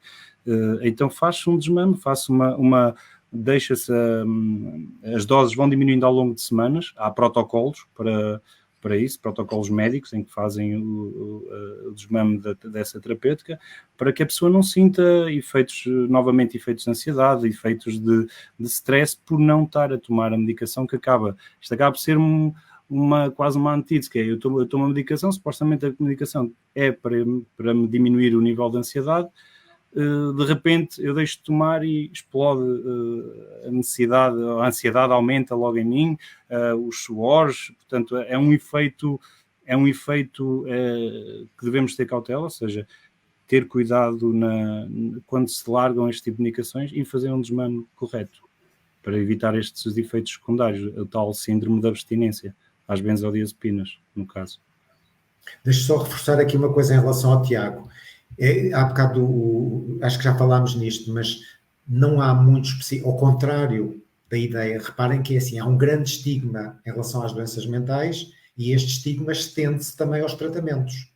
Ou seja, não há muitos medicamentos que provoquem grandes dependências.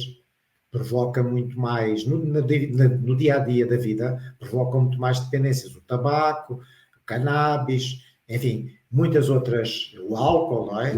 A droga mais usada, não é? Portanto, ou seja, esse problema é muito maior do que a pessoa ficar dependente dos medicamentos. É de todos os dias, e se calhar nas farmácias têm a mesma experiência, que as pessoas vêm receitar um medicamento para os nervos, eu agora vou tomar para a vida toda. Não! É assim, exceto estes calmantes vulgares que realmente provocam dependência, e com estes cuidados todos que o Francisco falou já, poucos outros fármacos. Agora, outra coisa diferente é, se o indivíduo tem uma doença que para o seu equilíbrio precisa de um medicamento, não pode parar. Isto não é dependência, ele precisa.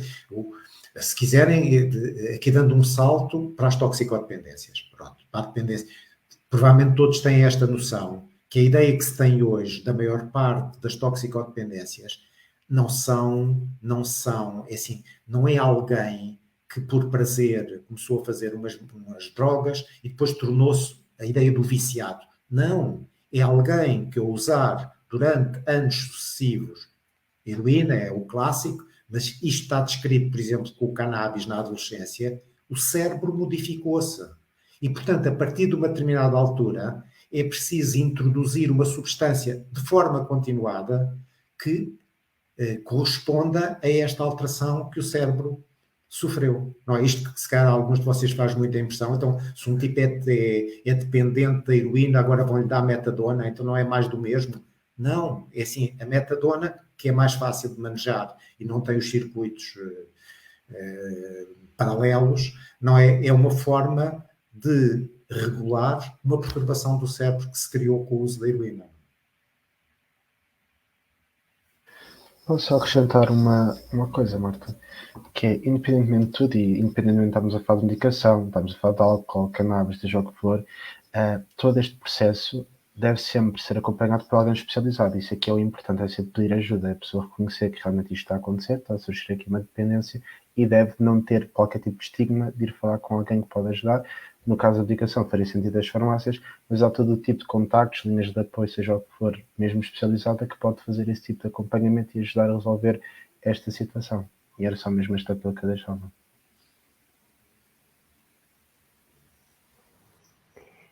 Muito obrigada. Não sei se temos mais alguma questão.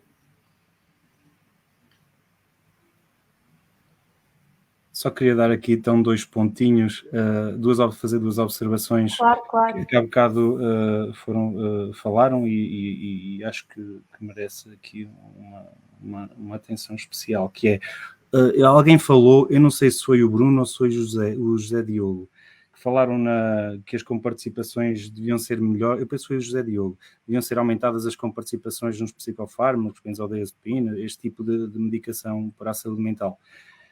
É verdade, eu até vou mais além, eu costumo discutir isto com colegas, que é o problema em Portugal, e que não é fácil resolver, é que a medicação é comparticipada pela primeira indicação clínica que aparece lá, e não é comparticipada pela verdadeira indicação clínica para aquele determinado utente.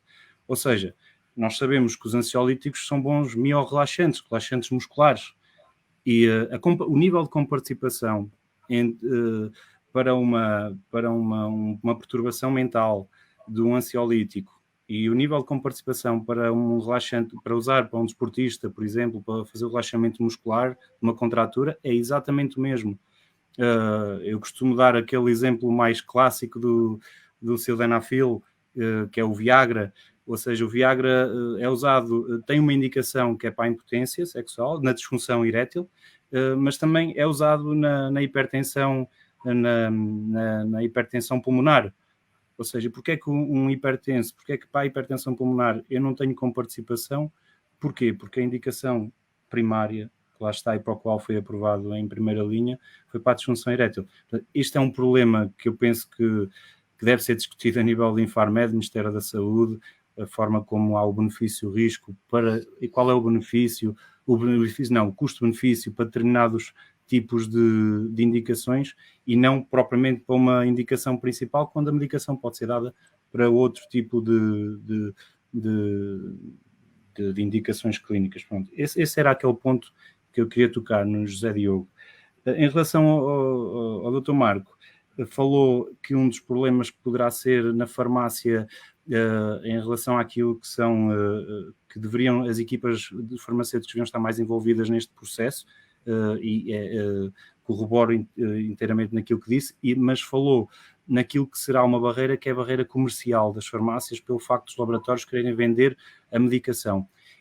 É verdade que isso acontecia, o conceito atual não é esse, está a mudar, graças a Deus, está a mudar, nomeadamente naquilo que toca aos programas de adesão à terapêutica. O que neste momento os laboratórios querem é que aquele medicamento resulte, ou seja, o que eles estão prontos para apoiar as equipas para programas de adesão à terapêutica. Não querem, estão a sair mais do foro comercial e a entrar mais naquilo que é, aliás, isto é uma realidade que se vive já nos hospitais. Há determinadas terapêuticas que só são pagas pelo Estado caso haja eficácia clínica comprovada, ou seja, caso aquele doente tenha a doença controlada ou tenha o tratamento ou faça o tratamento e tenha os resultados esperados, o Estado paga a essa indústria. Caso não tenha, o Estado não paga. Pronto. No fundo, isto que está a acontecer agora, está a acontecer algo, não é similar, mas é parecido nas farmácias comunitárias, ou seja, as indústrias evoluíram neste sentido de promoverem e apoiarem programas de adesão à terapêutica. Claro que isto tem o efeito que é, eles não querem que se largue a medicação deles para trocar por outra marca, por outra, mas isto é, do ponto de vista clínico, penso que é um ponto positivo, que também ajuda a que as equipas sejam mais multidisciplinares.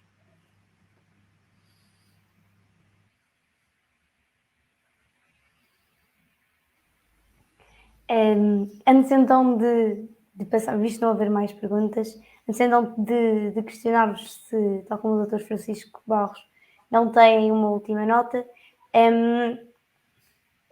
ficou um único ponto para mim por assinalar, que foi a questão do suicídio, atendendo aos chocantes dados que existem de morte por suicídio em Portugal, especialmente nas camadas mais jovens, atendendo também aos casos com os quais nos confrontamos nas nossas comunidades académicas. A minha pergunta seria que comportamentos poderiam ser adotados no sentido de uma mais eficaz prevenção do suicídio, mas compreendo que a resposta a esta pergunta já foi por vós dada ao longo desta sessão, tanto ao nível preventivo, tanto ao nível de reforço de cuidados de saúde, de cuidados de saúde mental. Claro que abro aqui um curto espaço para quem quiser falar sobre este assunto, porque acho que é especialmente relevante, atendendo que estamos a falar dos riscos associados à saúde mental, mas também acabou por ser indiretamente abordado.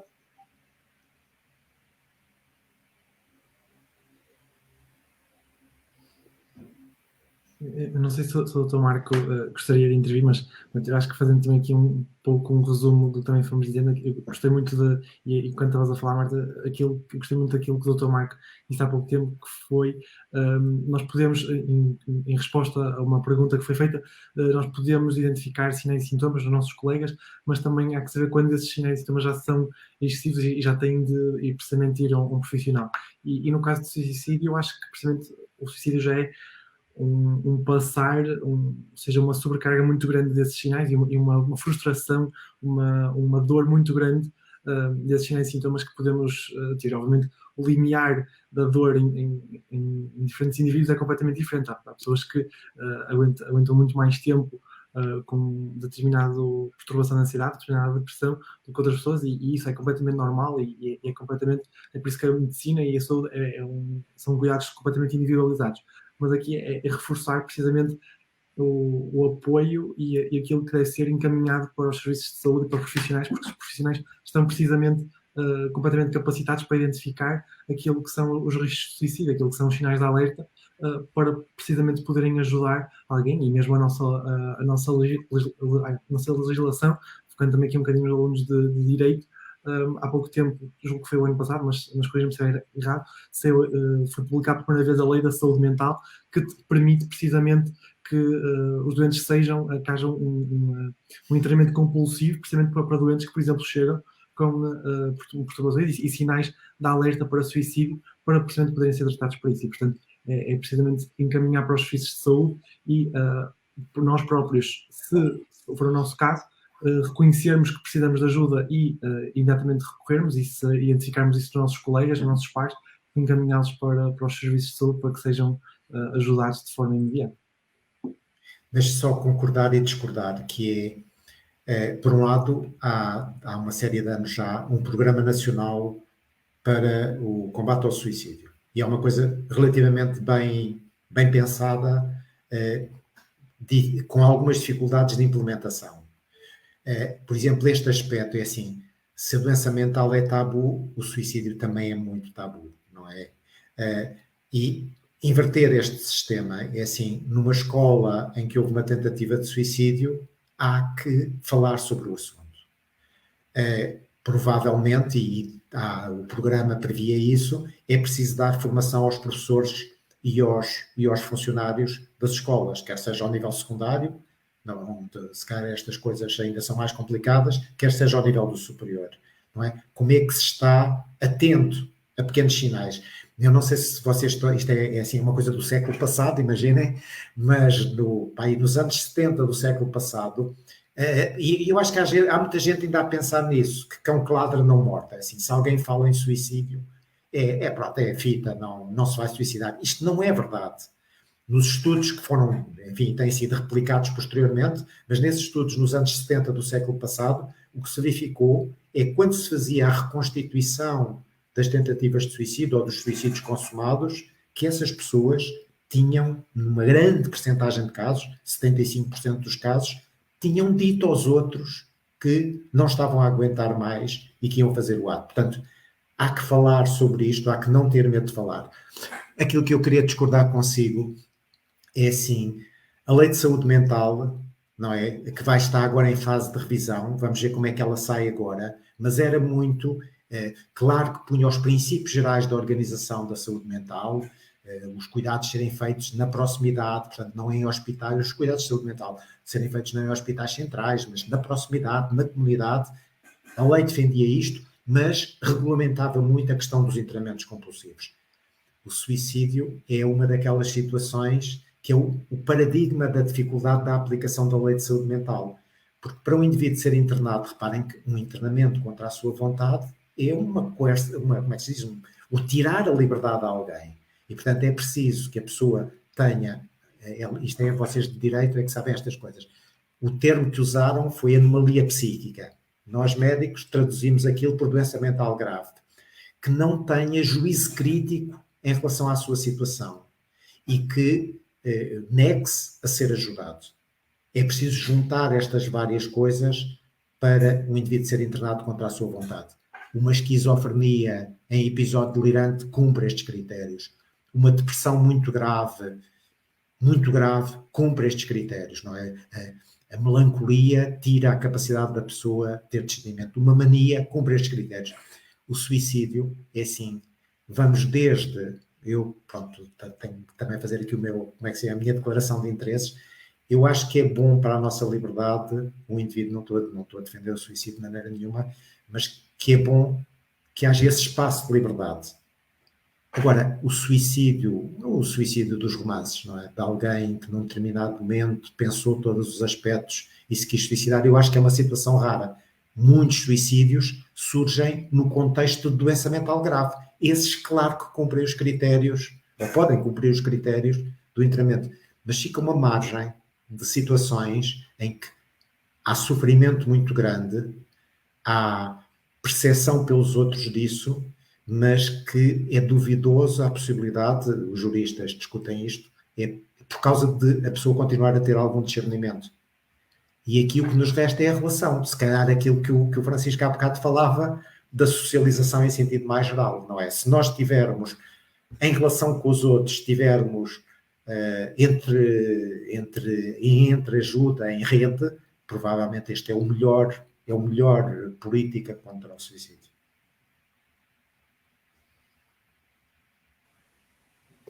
Muito obrigada a todos. Só acrescentar, Marta, peço desculpa, agora só acrescentar uma notazinha que me parece importante em relação a isto, porque também pode às vezes ficar a ideia, não foi a ideia que o Dr. Marco me deixou, a ideia que às vezes eu agora estava aqui a pensar, se calhar fica a ideia que que a minha intervenção foi muito contra aquilo que são as redes sociais, não, eu demonstrei aquilo que é o problema que pode haver, porque tem os seus benefícios, e um dos benefícios está a ser estudado, que eu acho que é importante, é precisamente a abordagem clínica feita por via tecnológica. Ainda há dias vi algo relacionado precisamente com a saúde mental, que estão a desenvolver trabalhos clínicos, formas de ajudar, em que os médicos e psicólogos têm trabalhos de comunidade e de foco em determinados doentes, em que trabalham tudo via internet, via comunicação virtual. Portanto, isto tem onde se calhar antes não podiam chegar, agora chegam. Isto tem o seu lado muito positivo. Por outro lado, isto é como um medicamento usado em excesso, pode matar. Usado, não usado, também pode matar. Tem que se usar na hora certa, na quantidade correta, na dose certa, correta. Portanto, é um equilíbrio. No fundo, isto é um equilíbrio que tem que haver. Eu iria mesmo agora questionar se tem alguma última observação a fazer antes então de encerrarmos a sessão. Sim, não sei se alguém também queria dizer, mas pronto, era só 2 notinhas. Pronto, relativamente a esta questão do suicídio, não tenho mesmo nada praticamente a acrescentar, só aqui uma nota que eu por acaso há uns dias tinha lido um estudo que dizia que era observado muito frequentemente que as pessoas que já estavam a tomar antidepressivos até tinham uma maior frequência de pensamentos suicidas. Isto, uma vez mais, é sinalizar a importância de haver um acompanhamento por profissionais de saúde e, no geral, não achamos que lá por as pessoas estarem efetivamente a ser medicadas que o problema está resolvido. Portanto, é preciso haver este acompanhamento e depois, de resto, vai muito ao encontro daquilo que o Dr. Marco tinha dito, que é a socialização, estarmos atentos se a pessoa se isola, se não isola e tudo mais, mas lá está, não somos psicólogos, não somos psiquiatras, não estamos aqui a fazer análise às pessoas à nossa volta, portanto, é um bocadinho isto. Depois, aqui 2 notas que eu queria deixar mais finais. Uma que foi o que o Dr. Francisco Barros disse, a importância da multidisciplinaridade aqui ao nível da saúde mental, isto também no trabalho conjunto que os médicos e os farmacêuticos podem fazer e os psicólogos relativamente a este âmbito, não só numa lógica de cuidados, mas também numa lógica de prevenção, e isso é precisamente a minha segunda nota, que é o trabalho que todos nós, em conjunto, a sociedade no geral, tem para a educação da saúde, para a literacia em saúde da população, que é um problema, até mesmo ao nível da desinformação que tem havido e que se viu mesmo como é um problema, principalmente agora nos últimos tempos com o Covid-19. E, portanto, também esta mobilização que deve haver, e mesmo desde já nos próprios estudantes de ensino superior, de como devem procurar informações, de como é que devem perceber se as fontes que estão a consultar são realmente cientificamente válidas e, acima de tudo, como devemos saber comunicar com as pessoas no geral relativamente a este tipo de situações de foro mental. O Marta, desculpe que é assim, tem que nos mandar calar, senão se calhar a gente vai sempre falando. Mas eu também tenho muitas dúvidas, portanto, se fosse para mim. Mas em relação a isto que o Bruno disse, e para vocês que são da área da farmácia, isto é importante. Eu não sei se ou seja, com certeza que vocês sabem isto, mas o público em geral, e se calhar aqui este nosso público hoje não sabe isto. Há uma série de fármacos, nomeadamente antidepressivos, que têm lá, na bula, a dizer que há risco de suicídio. Mas é preciso desmontar isto, não é? O que acontece é que uma das coisas que costuma acontecer nas depressões graves é a pessoa ficar com menos energia, portanto, fica mais triste, mais desinteressado, com menos capacidade de ter prazer nas coisas, mas também com menos energia, com menos ânimo. E os antidepressivos, principalmente os antidepressivos mais antigos, os clássicos, melhoravam primeiro a atividade, a energia, antes de melhorarem o humor. Portanto, ou seja, tínhamos um indivíduo igualmente triste, igualmente desesperado, mas já com mais energia. E isto facilitava a passagem ao ato. Ou seja, ele ainda estava muito deprimido, mas já tinha energia para fazer uma tentativa de suicídio. Há estudos, principalmente feitos na Grã-Bretanha, eles gostam muito de comparar estas coisas, é que é assim, este risco existe e, portanto, que cabe aos profissionais terem noção disto, que é preciso tomar medidas para evitar que isto aconteça, que a pessoa ganhe energia continuando.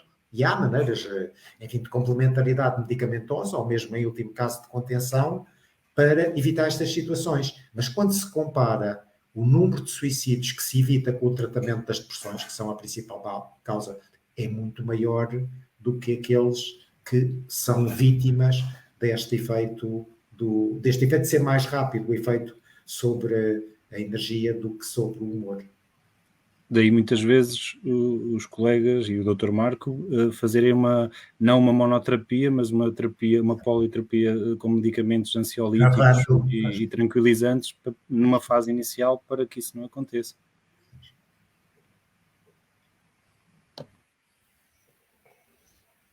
Bom, então, antes de mais, para findar a nossa sessão, agradeço a todos a vossa participação, aqueles que nos estão a assistir, mas principalmente aos oradores, Dr. Francisco, Dr. Marco, Bruno, José Diogo, muito obrigada por terem aceito o nosso convite e terem despendido 2 horas para falarmos deste tema tão importante.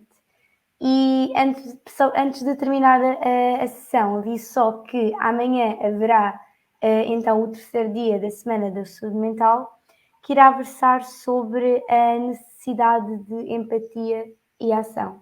Muito obrigada a todos. Obrigado, nós. Boa noite.